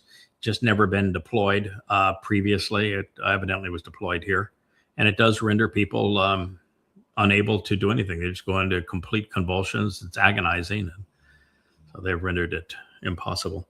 We don't to do with that. There's a series of pictures here. We can just talk about it briefly, but this was Facebook does the nostalgia thing every once in a while, where they said this was you and what you were posting a year ago. So we needed a picture for the blog, and there I was before the gray beard. I look like, God, I tell you, that's a year ago, and I look 100 years younger then, but a double rainbow. So my wife said, okay, that'll be a picture. We'll use that for your blog picture because of the rainbow. But I do look 100 years younger a year ago. Just shave. If you just shave, you'll just look just like that. I get the same thing all the time. Okay. Yeah. Well, once upon a time, I I had a yacht that was an 82 footer there. That is my that's Asher, who loved to be yachty, and this is a national park that's you see it in the Ocean Studio when we do the background pictures. That's Buck Island. Okay. At the Buck beach Island, on Buck Island. We used to take the boat out there.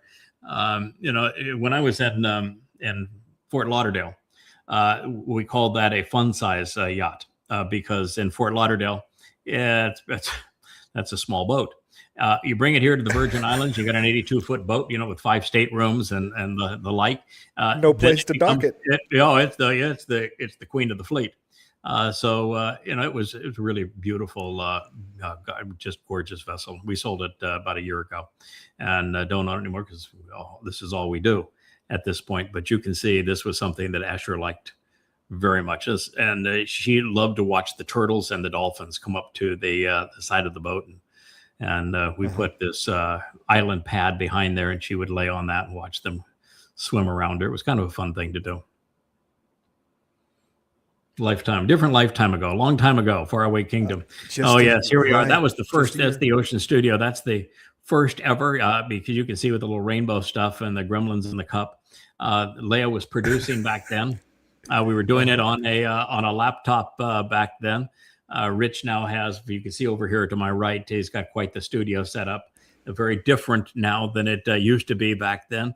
But here we took that patio, we turned it into a studio. But this was the first time, and that was a year ago that we did the first broadcast from the Ocean Studio. I remember the first broadcast. You were outside. You were sitting in the lounge, your arm out like this, talking to the camera, and it was turning dark behind you and everything. And it's like now we're out there in a chair, so we can get the better view behind us. All the staging has changed and everything. Yep. We might go back to the recliner one day, I think so. That looks a lot more comfortable than where we are now. And you can see that was actually a little bit of a teleprompter there. So we do have the teleprompter where we've now got this very new. We should do one of these times. People do these shows where they talk about what they have in their studio. Well, we've got a lot of gear. We could do a really amazing show on how to vlog with all of the gear that we have. But the most recent is this inverter box, which enables us to, and in that studio, I have a laptop that I can do things like online. I could see just like this. I have a laptop that I'm looking at, and I can project that laptop on the teleprompter, which requires it to be inverted. And the same thing is true. I can use the teleprompter to read passages that I've translated from a standard Word document out of a book that I've written. And this is just a marvelous device that does that, as opposed to using teleprompter software, which is really glitchy and not designed for the amount of material that we go through. So it's an interesting addition to the toolbox, and we're about to establish that also out here. I bet Rich is having so much fun getting that set up. He loves that part, doesn't he? He does. When it works. Yeah, he does when it works. He's not so happy when it doesn't work. But we do have, I just bought our 4th teleprompter, so we've got another teleprompter for him to set up in that magical box. You've done some shows where you've shown yourself down here. You see that bed there in the background? That is a full-on spa, multi-articulating massage bed there. And that chair that's right above your head, that's actually a barber chair where my wife would cut my hair, and we'd give one another massages. And it was really a lovely place to be romantic and spend some time together.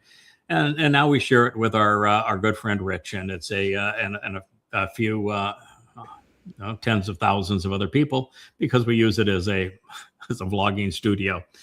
So it has changed a lot, but that brought back memories. That's what it used to look like once upon a time. It's kind of pretty. That wall there is when we bought this house, this was a sort of a dungeon area. It was all below ground.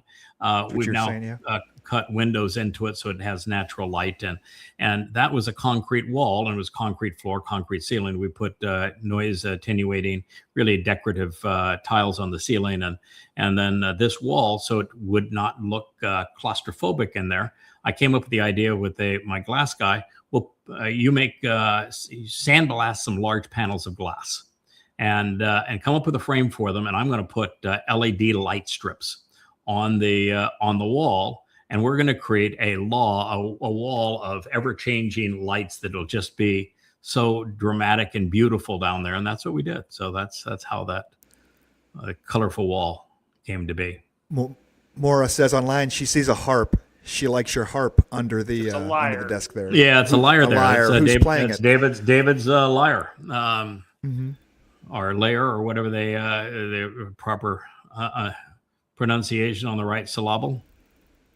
Syllable. This is what it used to look like before we turned it into a studio down there. Oh, well, at least it's a pretty home. We live in a beautiful place in the U.S. Virgin Islands, overlooking the sea. This is all just reminiscent. Since we're doing the vlog on the vlog, this is what I posted. There was a beautiful morning. That was 365 mornings ago. That's the back side of the house. And then this next one here, that's the front side. I just designed and built that fountain. And really a beautiful fountain that literally comes down the wall of the house all the way, and matching the same bias pattern of marble. It was really a pretty design to be able to execute. But that's really a pretty entrance now to the home. And this last one, I think, is the last one. Pardon? The sound of moving water is really relaxing, because you don't get that in a pool, and you don't get that in a spa, a hot tub or anything.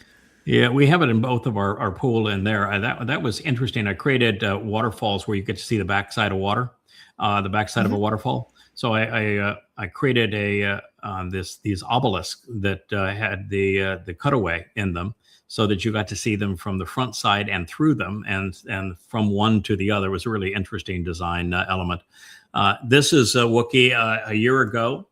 He is reading. This is I'm editing my final version of Coming Home 3.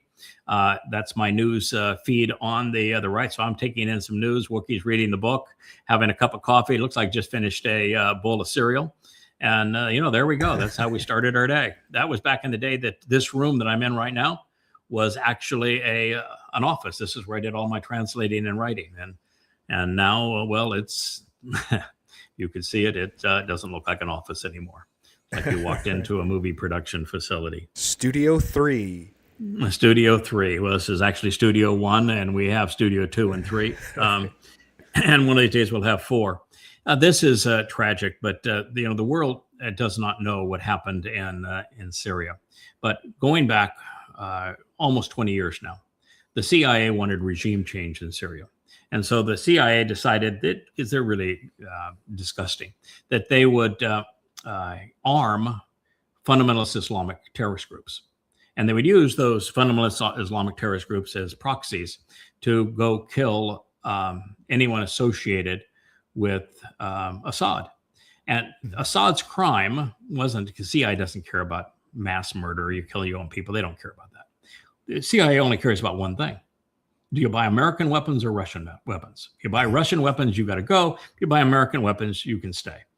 So they decided that they were going to take out Assad using Islamic terrorist groups. And the CIA has been about this for a long time.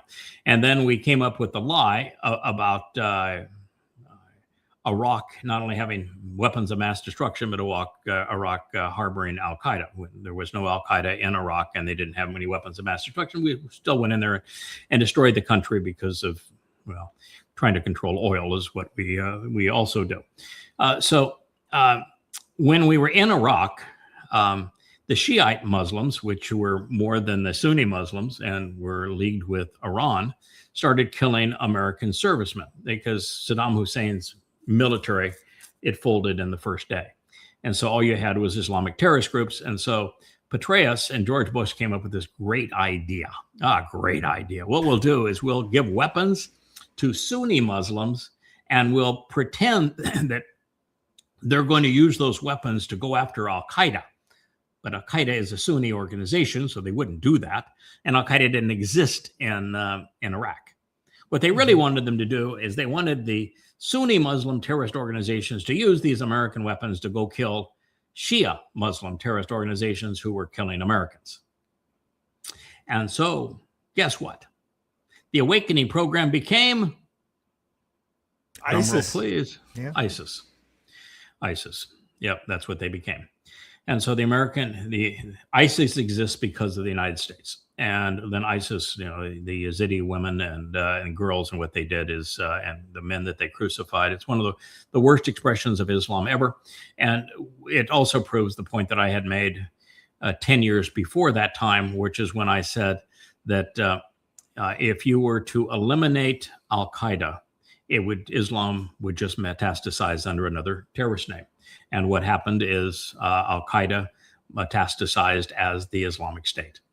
And so it went from bad to worse. And al-Jawlani was the head there for a while of the Islamic State. Now he changes names for himself and for his terrorist organization quite routinely, but he is the head of the Islamic State. And the United States is responsible for that. And the United States wanted Assad gone because, well, they wanted Syria to buy American weapons. And the fact that he's an Islamic terrorist didn't mean anything to us. So he's killed now the Alawite Muslims, he's killed Christians, and now he's hunting Kurds. This is what you get. Yeah. This is what you get. And sadly, it's not just the CIA is involved. You know who's the kissing cousin to the CIA and all of these regime change operations and working with the CIA and regime change right now in Iran? The Mossad. The Mossad. Oh. And what they continue to get is worse. It just, every time it turns out worse. I mean, how well did replacing Gaddafi do? How well did replacing the Northern Alliance do in Afghanistan? Look what's happened with Syria. It's worse. Look what happened with Iraq. It's worse. Look what happened with Somalia or the Sudan. It's every time it's always the same. It's always worse. Every regime change operation perpetrated by the CIA and or the Mossad makes a bad situation worse. Yeah, so that's what we're looking at here. Hopefully, we'll have an image of the protests in Iran, and before long here, and I can just tell you what's going on there too. But before we do, this guy, I mean to tell you, where did they find this guy, Starmer? I mean to tell you, this is the most useless human being on the planet. I mean, he's worse than Macron, and Macron is really, really worthless. I mean, they're in the same league as van der Leyen. I mean, absolute dunderheads. So he wanted to send British troops to Ukraine to go fight Ruskies. You know, what do the Russians have now? 2 million men in their military. I mean, it's just well trained, well armed. The British couldn't muster 20,000, I don't think, and they're very poorly equipped. I don't think they have 20 functional tanks. I mean, he's got nothing. Right. The British Empire is completely imploded, and there's nobody in Britain that wants to go off and fight a Ruski, or now he wants to put them into Greenland to go fight Americans. That's what he's talking about here. He wants to put British troops in Greenland to fight Americans, so we don't invade Greenland. And while I agree we shouldn't be invading Greenland, he isn't going to stop them with Brits. And if he did, think about how stupid that would be. But the young British men have zero interest in fighting for this man because they have watched their country be destroyed by the onslaught of Muslims and the rape of their women and the desecration of their society. And so, no, they are not going to play with this man at all. Zero chance. So it's just living in absolute denial.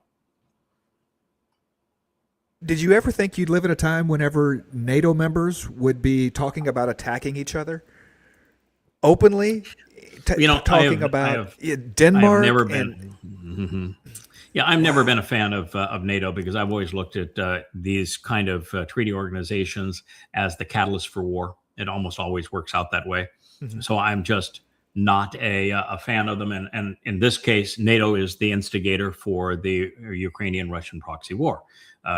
We said that when Russia was willing to give up East Germany and East Berlin to unify Germany, the promise was that NATO wouldn't move 1 inch closer to Russia. And I think there's been 12 additions, and they were doing most of their war games in Ukraine. That was going to be the 13th. It was announced by George Bush 20 years ago that we were going to add Ukraine, and we didn't give a crap. He actually said, I don't give a crap what the Russians think. And so NATO is the cause of this war. And NATO is not protecting anyone's peace. They are an incredibly destructive organization. And so, I don't care that NATO blows up. In fact, our job is much easier if the whole world goes to World War III sooner rather than later, because people will listen to our answer, which is yeah. But here's another. What very few people consider, and this is true also with the proxy war that George Bush and company started. Also, Lindsey Graham was a huge proponent of this. But the proxy war using Ukrainians to kill Russians, and what these people just didn't bother to think. And John McCain was a good friend of mine, so I knew John McCain, and he was a huge advocate of this too. Is that the likelihood of you winning and arming a proxy to go kill Russians is slim. And all you're trying to do, if you win, you want to divide up Russia and claim their assets, which is immoral. It's like what we're trying to do in Venezuela. That's just grossly immoral. But what if you actually win? If you actually win, do you think that a country like Russia, that has the most nuclear weapons, is going to say, "Oh, you got us, so we're just going to lay down and you can have us"? Or do you think they're going to fire those nuclear weapons? So if when winning is losing, you ought not be doing it. The same thing is true with Israel and Iran. Israel cannot control Iran. There is no example of an Islamic country having regime change and it turning out peachy keen. So by continuing to poke the Iranian mullahs, and listen, I'm the most outspoken person against the Islamic rule. 55 Islamic countries, they're the hellholes on earth. It is disgusting what they have done. They are the ultimate colonializers.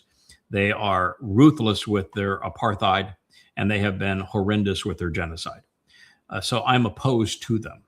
And the Persian people deserve better than Islam. They were conquered in that first 100 years of Islam. They were ruthlessly conquered because they were weak, as was the world, because the Romans and the Persians had been beating each other up to the point that they were just both out of steam. They had killed everybody they could fight. And so by the time that the first Muslims came along, they were whooped. And so it was they were pushovers, and the Muslims just, they raped, plundered, enslaved, and killed upwards of 200 million people in 100 years.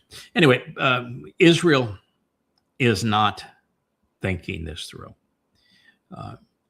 Israel cannot occupy Iran. Israel cannot conquer Iran. Yes, Israel can bomb Iran, but the last bombing, as I said, was just going to make a bad situation worse. It's exactly what it did. It's 6 months ago. And everybody was saying, "Oh, wow, we annihilated them, man. We ended their nuclear program. We taught those Iranians a lesson. Boy, aren't we great?" No, Israel suffered badly in that conflict. And if Trump hadn't ended it, Israel probably would have been destroyed. But here's the problem that nobody wanted to think about. And that is that the enriched uranium had already been moved out of Fordo and the other facilities, Nance, that they bombed, and they already had enough uranium-235 to build because they had a tritium factory. They could build upwards of 30 nuclear warheads. Already had all that material.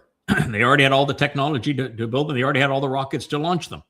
And so the U.S. and Israel accomplish nothing by bombing them. And I said, within 6 months, you're going to find out that you didn't accomplish anything but make them mad.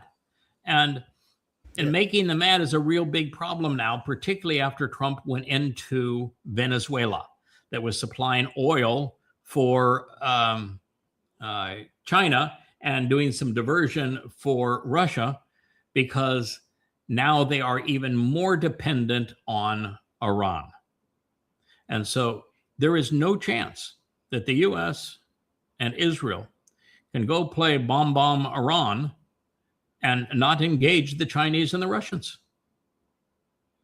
This is really stupid on our part and on Israel's part, with the kind of weapons that will be deployed, because there is no chance that Russia is going to allow America to take Iran from it, nor is there any chance that China is going to allow that. So I don't know what people are thinking with all their belligerence, but this is certain to start World War III if they do it again. And the last time, you got to learn You from have to your leave them mistakes. an out. Yeah, the last time it was that terrible mistake, and this one's a mistake too. And people just not thinking. Oh, he's having a rough time. I went, this time a year ago, I was writing posts about my admiration for this man, because I've been an entrepreneur. I know how hard it is to start a company, take them public, which I've done several times. I know how difficult it is that what he's doing, and he was spectacular at it. And so I when everybody was trying to poke holes in him, I was writing favorable articles about him and what he had achieved, and particularly some of the things he'd overcome in his life. And then when he decided he was going to become part of the Trump administration and start that Doge thing by not working through Congress, but pretending that he is, like Trump, CEO of the world, I said, this is going to fail. You have no chance of succeeding under this basis because Congress controls the purse strings of this nation vis-a-vis the Constitution. And so the way you're going about it has no chance of success. And all you're doing is you're announcing things to make people mad, but you're not producing any indictments. And so if you can't produce indictments, then you shouldn't be making the statements and the accusations. You're just embarrassing yourself here. And nothing that you're going to accomplish will stand, because the courts will overturn it, because the president doesn't have the authority to do these things. It's Congress. And I said, because he is an OSPI, he suffers from Asperger's. He is particularly susceptible to the personality type that is Donald Trump as a psychopath. The psychopaths eat OSPIs for lunch. And I said, you're going to be spit out. This is going to be a really horrible experience for you. And I, pretended like, if you hashtagged him and ampersand him, that, maybe he would listen. He didn't. And he has, over the last month, he's just lost it. His claims on what he's going to do with SpaceX and what he's doing with Tesla and what he's doing with Optimus, they're not even in the realm of reality. He is selling nothing but hype. He's a man that has lost it all, really. I mean, it is crumbling around him. Optimus is more fraud than real. Tesla is in free fall as an EV company, and SpaceX has nowhere to go. There is 0% possibility that we're going to send men to the moon to live on the moon. We can send them to die there, but that'll cost $1 trillion, and that's all we can do. And so SpaceX has got no place to go. Tesla is in free fall, and Optimus is not the solution. And X has become an utter swamp, and this is the problem. And it's become a swamp because he has now exposing himself as an absolute racist. He is promoting white supremacy, and he's just lost it. So it's he's now got 3 countries that are talking about banning X, and you can't defend him.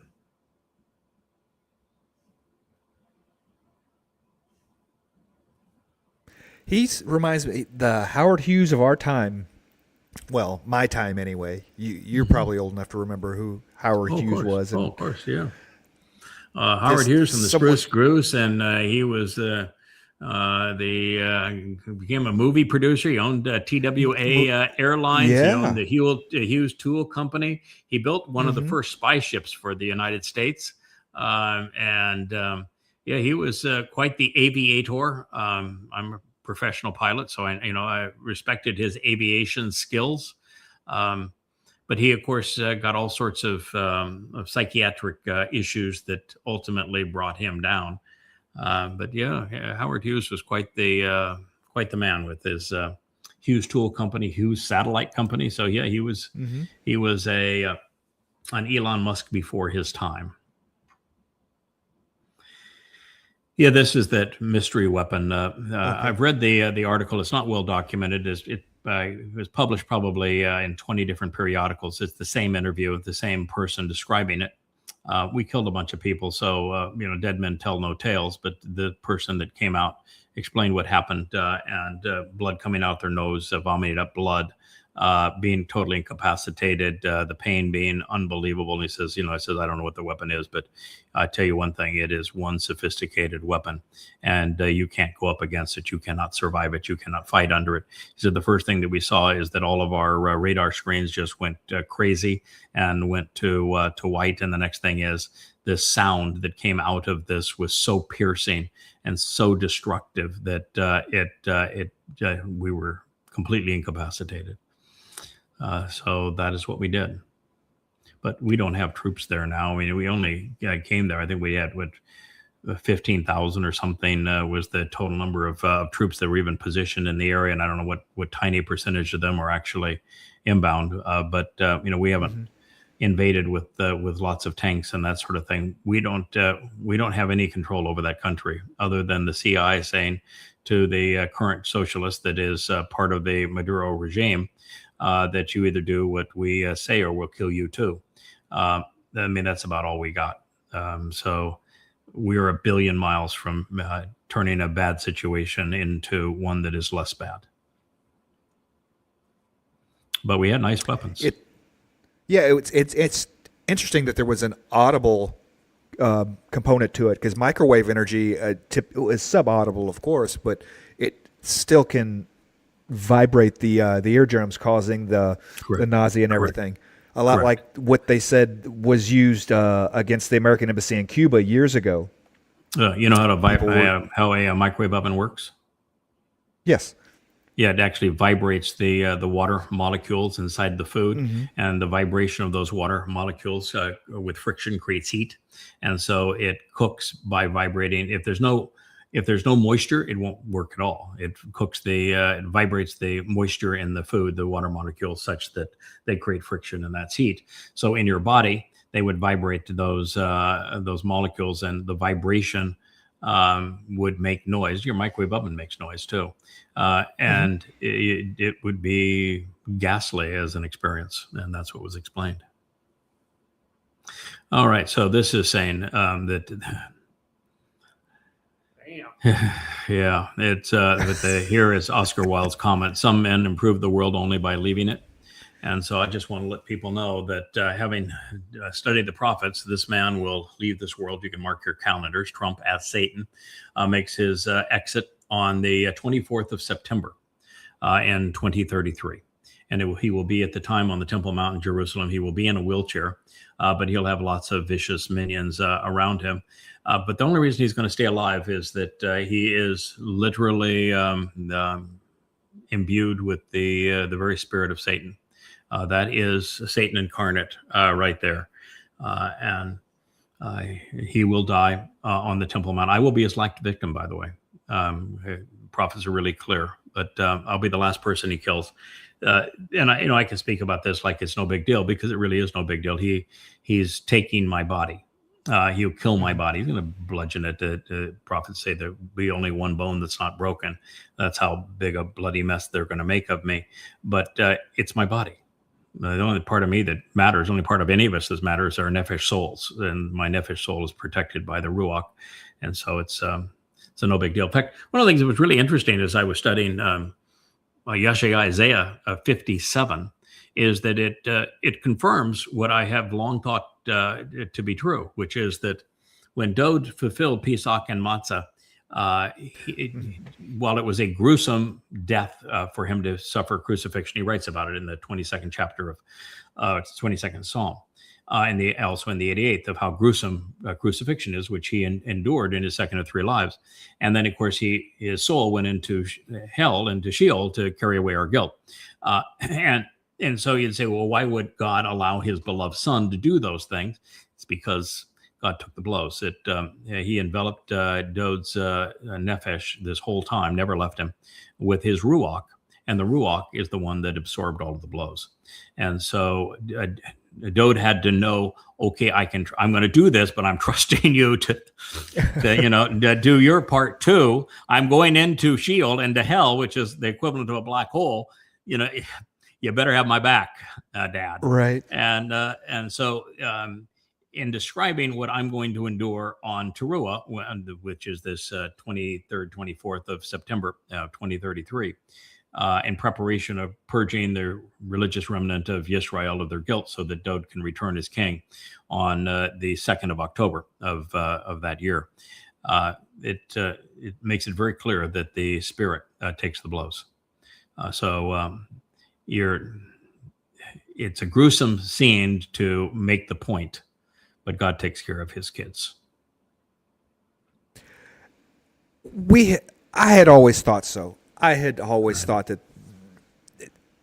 it wasn't drawn out, that there's something supernatural. It is drawn out, and it's gruesome because you got to get people's attention. And it's going to be an unbelievable spectacle what's going to happen. But God does. If you choose to work with God and are that supportive of what He once achieved, you are so unique that God's not ever going to allow any harm to come to you. And so what you're doing is you're trusting God to do what needs to be done, and provide that protection. And He is. This is what I mean here. This was a post by a person who wrote that just as was the case of Rhodesia becoming the apartheid and racist state of Zimbabwe, which is what happened. I was in Rhodesia as a young man, loved it. Got malaria there, unfortunately, but I did love it. And it has become a horrible apartheid state of Zimbabwe. And I was in South Africa, loved it, loved the people there. And the liberals condemned the Afrikaans of apartheid. And so apartheid was eliminated from South Africa, and the blacks replaced it with genocide against whites. And so now what he's saying, this is coming soon to America. And the answer is no, it's not. And if you're promoting that kind of racism, there's something seriously wrong with you. That is white supremacist kinds of mentality. That is not true. America has many problems, but a racial war where blacks become the majority and kill whites, as is the case in South Africa and Rhodesia, no, it is not going to happen. And for Elon Musk to say this is true, and this is why he is so supportive of white supremacy now, that it's makes you want to puke. Racism, anybody that is going to make a judgment of people based upon race isn't worth knowing. That's just my position on the whole matter. If your skin color is the means that people are going to judge you, then those people are not worth knowing. And this is what Musk has fallen into. He is judging people based on their skin color. He is projecting race wars in America, and that is just not happening. America has 1,000 problems. Race war, like South Africa and Rhodesia, ain't among them. And all it does is he's exposing his own failed character. And becoming a racist is not becoming when you own a platform like X.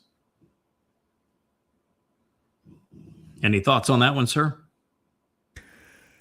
There will be no race wars in the sense of, you're absolutely right. What happened in South Africa and it, what I have found is that typically people don't want to be judged by the content of their character. No, you know? they do, and it's not good. They say it. That's what the whole idea of social media is. You're letting people judge you based upon the content of your character, and it's really bad. That's the whole point. Elon is exposing his character, and it's lacking. Right. Oh my! He is actually drawing up plans for invading Greenland. Oh my God! How many people live in Greenland? Not so many that you can't pay each of them 100,000 each. Well, that 57,000 is the number of Greenlanders. Okay. Do you know why there's only 57,000 Greenlanders? because there's only that. You couldn't support 58,000 is why. That Right. country, for the most part, is buried under a mile and a half of compacted ice. The weather conditions there aren't even suitable for a polar bear. The windstorms there are blistering. I mean, upwards of 100-mile-an-hour winds. Temperatures that are subhuman even to survive. It is the most awful place. It's called Greenland, of course, but it's not green. Every place that is part of that island, and it's the largest island non-continent in the world. It's just hostile. If I've looked at probably 30 minutes of video, maybe an hour's worth of video of various places, because I happen to like the charming architecture of all of the colorful houses on the knolls and the ridges and the rock lines and that sort of thing. It's really picturesque. Just how humbly really they all live. There's nothing ostentatious in this country at all, and they live very, very simple lives. But there's not a tree in the place. I don't think there's a single tree. I mean, nothing for them. In 90% of this country, nothing lives in 90% of this country. And the United States doesn't want it for defensive purposes, because Greenland already gave the U.S. the rights to enormous tracts of land in the far north, where we have put all of our radar kinds of early warning systems. So they're already there. So there's no taking over Greenland because you need the early radar knowledge, because that's where the missiles are going to come in from Russia. No, you do not need it from there. And by the way, you can't deal with the new Russian missiles anyway. And the primary weapon they're going to use is the new Poseidon submarine launch missile, and you're never going to see that coming, and it's not coming in via Greenland. And the new hypersonic missiles are not coming in that direction, and you couldn't shoot them out of the eye if you wanted to. In fact, you can't even recognize them on radar because of the speed of these things. They create an atmosphere around them that radar can't even pick up. So you aren't going to stop them by building more there. So he is absolutely lying about it. The only thing that exists is there are deposits of rare earths that are used in military apparatus in the South, where nobody really lives, and he wants to steal it. I mean, that is it. There's nothing more to it than that. And yet, if he steals it, NATO's gone and Europe's gone. And if you lose Europe as vassals to the dollar, after you've already lost China and Russia and India and Brazil and most of South America as vassals to the dollar, you got nothing. You've destroyed yourself. It's suicide. I mean, this is a suicidal ploy by a man that's completely out of control. Didn't Denmark controls whatever Greenland? I thought I read a while back that Denmark was or had funded its social programs out for like 30 years or something due to the natural resources that were in Greenland, that they were somehow, what's the word, taking a mortgage out on them or something, that was what was Denmark funding Denmark's social programs. Everybody talks about, socialism works so great in Denmark and the Netherlands and up in those three northern places, Sweden and everything. And by the way, it's it the model doesn't. By for the way, it socialism. doesn't. They've lost Right. They've lost control of those countries, not only by immigration, but they've lost control of those countries economically. Their businesses are all faltering, and in their you're dealing with countries the size of large families. So it's not it's like running a kibbutzim in Israel. If they were, or were they, or if they are not, the fact of the matter is that Denmark did acquire the Greenland. I don't know, about 100 years ago, I guess, maybe 200 years ago, something in that range of time. But they have given Greenland autonomy because colonialization doesn't work anymore. They have given Greenland autonomy, and Greenland has the opportunity to vote for any amount of autonomy they wish to have. And so it's really the choice, of course, of people. Do you want to be part of this belligerent piece of crap here, or apart from him? And they live very simple lives. They don't want to be part of it. It's 90+% saying, hell no, we don't want to be part of it. They're very simple people, all basically the same Inuit, the same ethnicity. They live extremely simple lives. They're mostly fishermen. And no, they don't want any part of it. And the reason that Europe is so upset about it is that this is has much closer ties to Europe than it does to the America. And if Trump's just going to undermine a NATO member like this and take it, Right. then Europe's saying that what's the purpose of NATO? What's the purpose of the United States? Obviously, it's not a matter of we can't trust him. We can distrust him. Yeah, you can't do business with somebody that's just going to show up and take whatever they want. Correct. Which is what he does. We could trade. You want those rare earths that are on Greenland? Buy them. We'll mine them for you. Well, let's get a contract for that. But no, we're just going to show up and take it. Correct. That's what we do. It's what he said with the oil in Venezuela. We're just going to take it. What he said to the people in those boats. We're just going to kill them. We're going to kill a bunch of them. No problem. We're just going to kill a bunch of people. But we can't take the oil because we have no infrastructure to get it out. Now he found out after he did all of this that no, we really can't take the oil, and we really can't convict Maduro on being part of a drug cartel because the CIA had started running that drug cartel. So that's a problem too. Oh well, when you don't think things through. Oh. Yeah, this is where I made my statement, and I'm sure there's people that don't like this very much. But the fact of the matter is, I don't take well to people that are out of control, that think they're a big time operator because somebody gave them a badge, and they do something that is threatening to me. I'm going to stand up against them 100% of the time. And so, if I were in a situation where I had somebody trying to yank me out of my car when I had done nothing wrong, and they want to yank me out of my car, which is what one of the officers was doing, trying to grab the door and trying to reach in there and grab her and pull her out of her car. And another one that pulled his pistol before she was moving in that car and swore at her and then fired at her with two of the three shots through the side window, blowing her head off. Being in that situation, the intelligent thing to do is, rather than die, or rather than being sent to a concentration camp and having your rights deprived by these idiots, the intelligent thing to do is to take out that person that's threatening to kill you. That is self-defense. And in her case, that would have been the right call. She did not make that call. She turned the wheels of the car to miss him, and she died as a result. I'm not sure there's a lot of people out here that are going to agree with me on that, but that's my response. I'm not going to put up with that shit. By the way, I have an exceedingly well-equipped protection agency.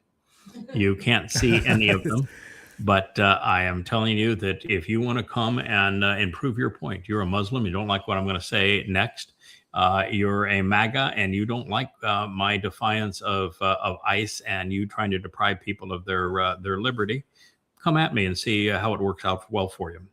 I have upwards of 10,000 death threats for having written Prophet of Doom and now Goddamn Religion, and I never duck for cover. if you want to know my protection plan, you can read the 91st Psalm. It's all outlined for you right there. So I'm impervious. This is reprehensible. This is what goes on in Islam. It's gone on in Islam for 14 centuries, and pedophilia is not right anywhere at any time. It's one of the reasons I despise Donald Trump.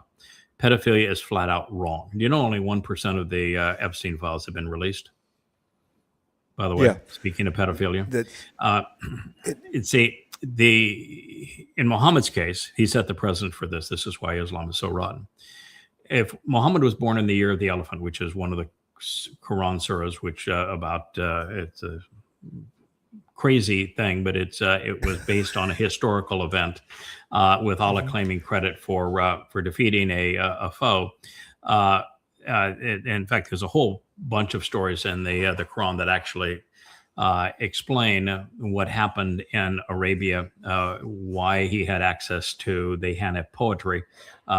This man named Tuba, and he was came and he conquered what was Yathrib, but he came in with a few elephants. And so the story is that there's the year of the elephants, and it's to symbolize Muhammad's birth. And if that is the truth, then Muhammad was 66 years old when he first crawled into bed to have sex with a girl who was 6. Aisha was 6 at the time. Mm-hmm. And it was his best friend's daughter, the only really follower that he had, Abu Bakr.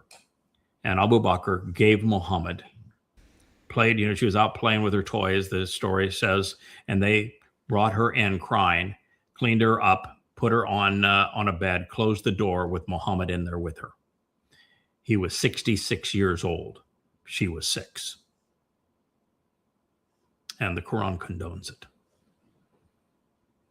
So if you think that's the only thing I think they should bring back public hangings for. Pedophilia. Yeah, I would say pedophilia. I think there's actually one thing worse than pedophilia. It's a variation of pedophilia: incest. Incest, sure. I think that incest, when it's a father and a daughter, or a mother and a son, I think that familial pedophilia is even worse than random pedophilia. Absolutely, yeah. So it's the destruction of trust. Yeah, I mean the Roman Catholic Church is guilty of this, and we're dealing with hundreds and hundreds of thousands of victims of the Roman Catholic Church. But Islam is the worst ever in terms of pedophilia. And so it's just an astonishing thing that you have progressive liberals rallying with Muslims for the genocide of Israel, when Islam is the most repressive religion ever conceived in terms of its abuse of children and of women. And if you're willing Muhammad to did cut both. children's genitalia and pump them full of drugs, I'm pretty sure that pedophilia isn't a problem for you. Isn't it a deal breaker? 250 million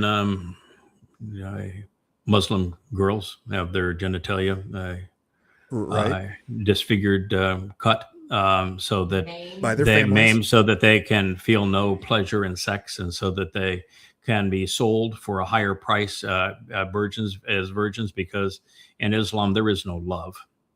It's control, and they don't give a crap that the woman feels no pleasure.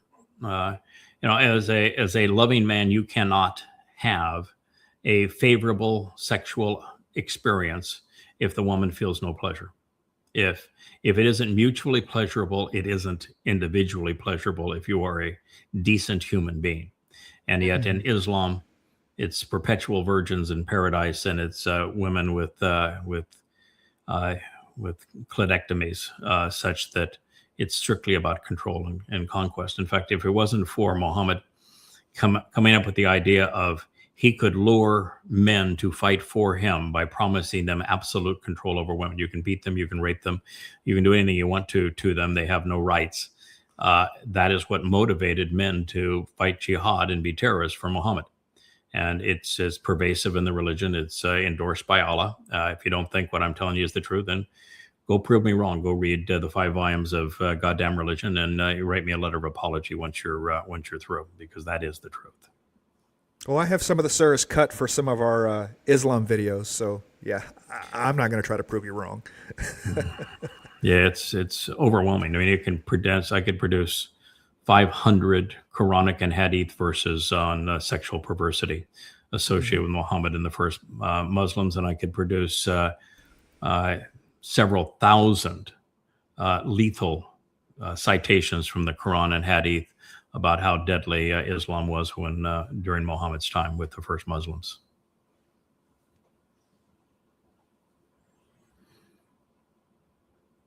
And this was in Iraq. This wasn't. Yeah, it doesn't matter where it is.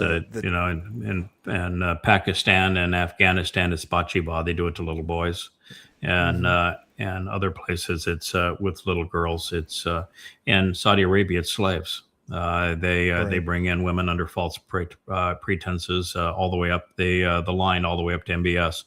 And under model contracts, they take their passports. The women hate them, the Islamic women, so they beat them, they torture them, and the men just have sex with them, and they're left in dungeons until they give up and they kill them. Yeah, this it's just another. How could you be this stupid? You create the Islamic State, and then you bomb the Islamic State. I mean, which is the Full Employment Act for the U.S. military. We're going to create the enemy, then we're going to go kill the enemy we created. And Americans say, yeah, I'm patriotic. Go military. I love the military.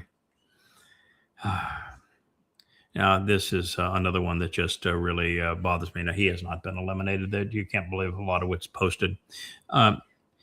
His elimination wouldn't do squat.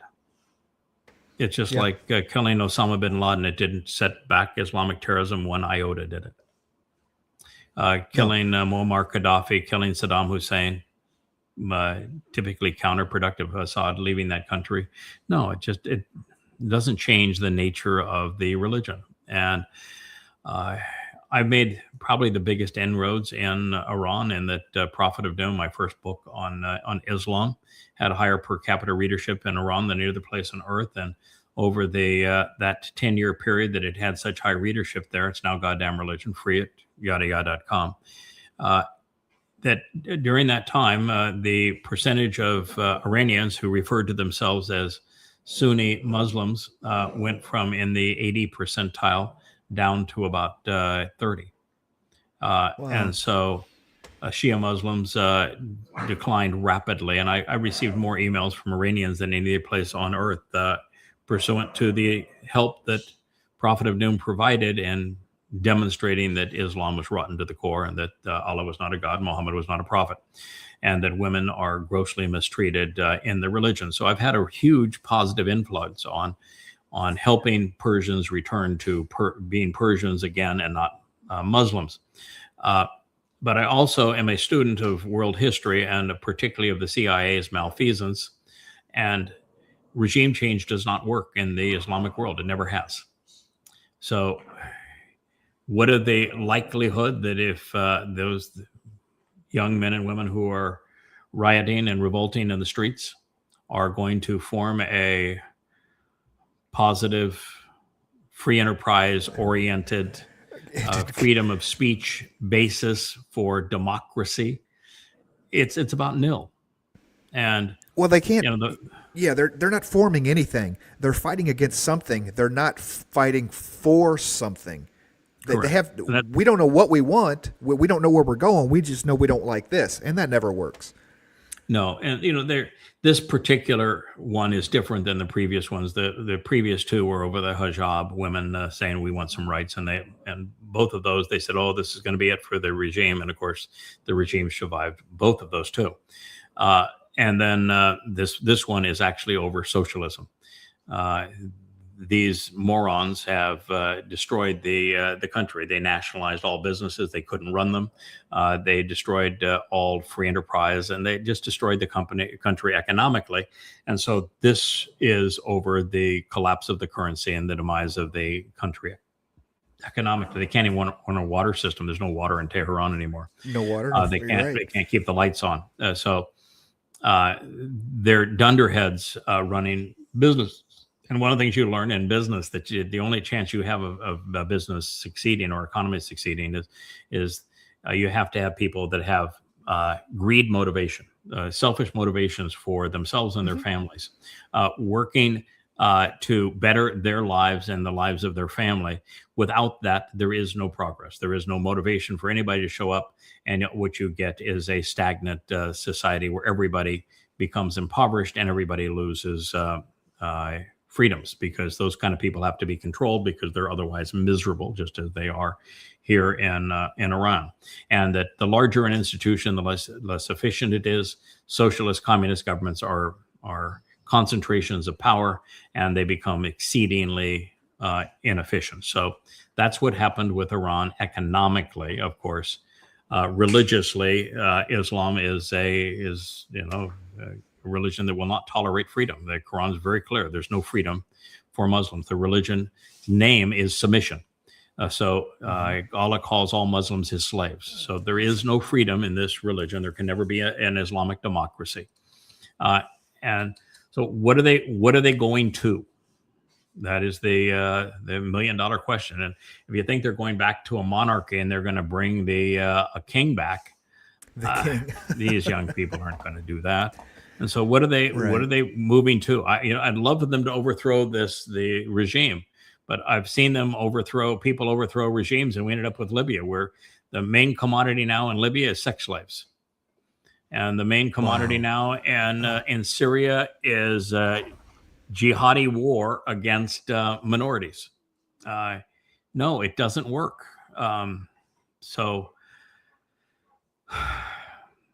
it's a horrible mess. I think I wrote on a post about this.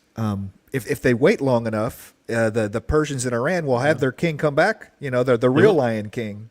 The real Lion King. Well, it won't be their king, and most of them won't be here. But the Lion King is coming back, and the lion is the Lion of Judah, and the king that is returning is Dode David, who we spoke of in the beginning of this program. So, yeah, it's going to happen. It's just that they're not. They won't be around to. Yeah. No, and you just got to think it through. It's all those riots that were taking place when you had millions of people in the street in Turkey, and I said, I don't think this is going to happen, and it didn't happen. Mm-hmm. Yeah, we can leave it on Winston Churchill there. You have enemies good. That means you've stood up for something or someone sometime in your life. When you have formed strong conclusions because you've done the research, you know what's right and wrong, and you're not afraid to say it. You'll stand up for what is right. You'll stand up against what is wrong. You're going to have lots of enemies. And walk a day in my shoes, and you'll see just how many enemies a person gets. In fact, you want to be hated by everybody, speak for God. Yeah. Actually speak for Yahweh, and see how many people hate you that will call you Satan when you are speaking for Yahweh. Because you're speaking for Yahweh. That first guy is his son, not Jesus. You're speaking for Yahweh. Allah's not a God. You're speaking for Yahweh. There is no value. In fact, rabbinic Judaism is completely counterproductive. You're speaking for God. Socialism, Marxism is a failed solution. If you're speaking for God, you're going to despise the MAGAs. So you want to have enemies? Speak for Yahweh. It's the fastest way to develop enemies. It's why Yahweh constantly says, if you're going to speak for me, you need to be Shazak. You need to be tough as nails. Mm-hmm. And he wants people that are fierce. He wants people to do this, to stand up for something. God's constantly, I want you to stand up. I want you up on your feet. I want you to stand up against the crowd. I want you to be set apart, which means I don't want you to be common. I don't want you to be religious. I don't want you to be political. Stand apart from those things. Stand opposed to those things, and be tough in your stance against those things. And so this is the answer. Now, you don't have to be a chain-smoking alcoholic to get to that point, but nonetheless, I guess he didn't drown all of his neurons and Scott. You're talking about Winston Churchill. Yeah, Winston Churchill. Yeah. Yeah, Winston Churchill, and that may not be Winston Churchill. That may be somebody else that made that quote, but that sounds like a Winston Churchill quote. He kind of that picture looks like a young. It Winston looks like Churchill, Churchill, yeah. but it could be somebody else. But yeah, Winston Churchill was quite the character. He actually had his doctor said- write him a note when he came to visit the United States during Prohibition that he, for medicinal purposes, he had to have a certain amount of alcohol every day, and particularly with meals, and so it was really interesting. So yeah, this may be another man, and I have misappropriated the quote, but nonetheless, it is sound, and he sure looks the part. Yeah, it looks just like him. Yeah, is there any way we can play our Wookiee as an outro at this point, because we missed him coming in. I love the Wook. We pay him the big bucks to do this kind of work, and so we're kind of hoping that he can earn his keep. We pay him in rabbit ears. Hey kid, you got it right. This is Yada's vlog on a blog. Catch it with us now. The Wook. That's our beloved Wookiee. He was up here for the show most of the time. I think you might have been able to see him wag his tail, and I think he went after Orange Man one time. He was starting to growl there at Orange Man. I saw that, yeah. Yeah, I give him credit for that. He has good judgment, that kid. So I think we've done our 2 hours and 15 minutes. That's probably good enough for this program. Love doing the vlog on the vlog. What a mess the world is. There's so much to talk about. I'm sure we could do this for 10 hours a day, 7 days a week. There's that much to talk about. We need to bring back the recliner chair though. Yeah, we do. Studio, if we're going to do it for 10 hours. Yeah, I want to be back in my recliner chair and do it. Thank you, Kevin. Have a great rest of your day. Pleasure to be able to do this with you. Thanks so much.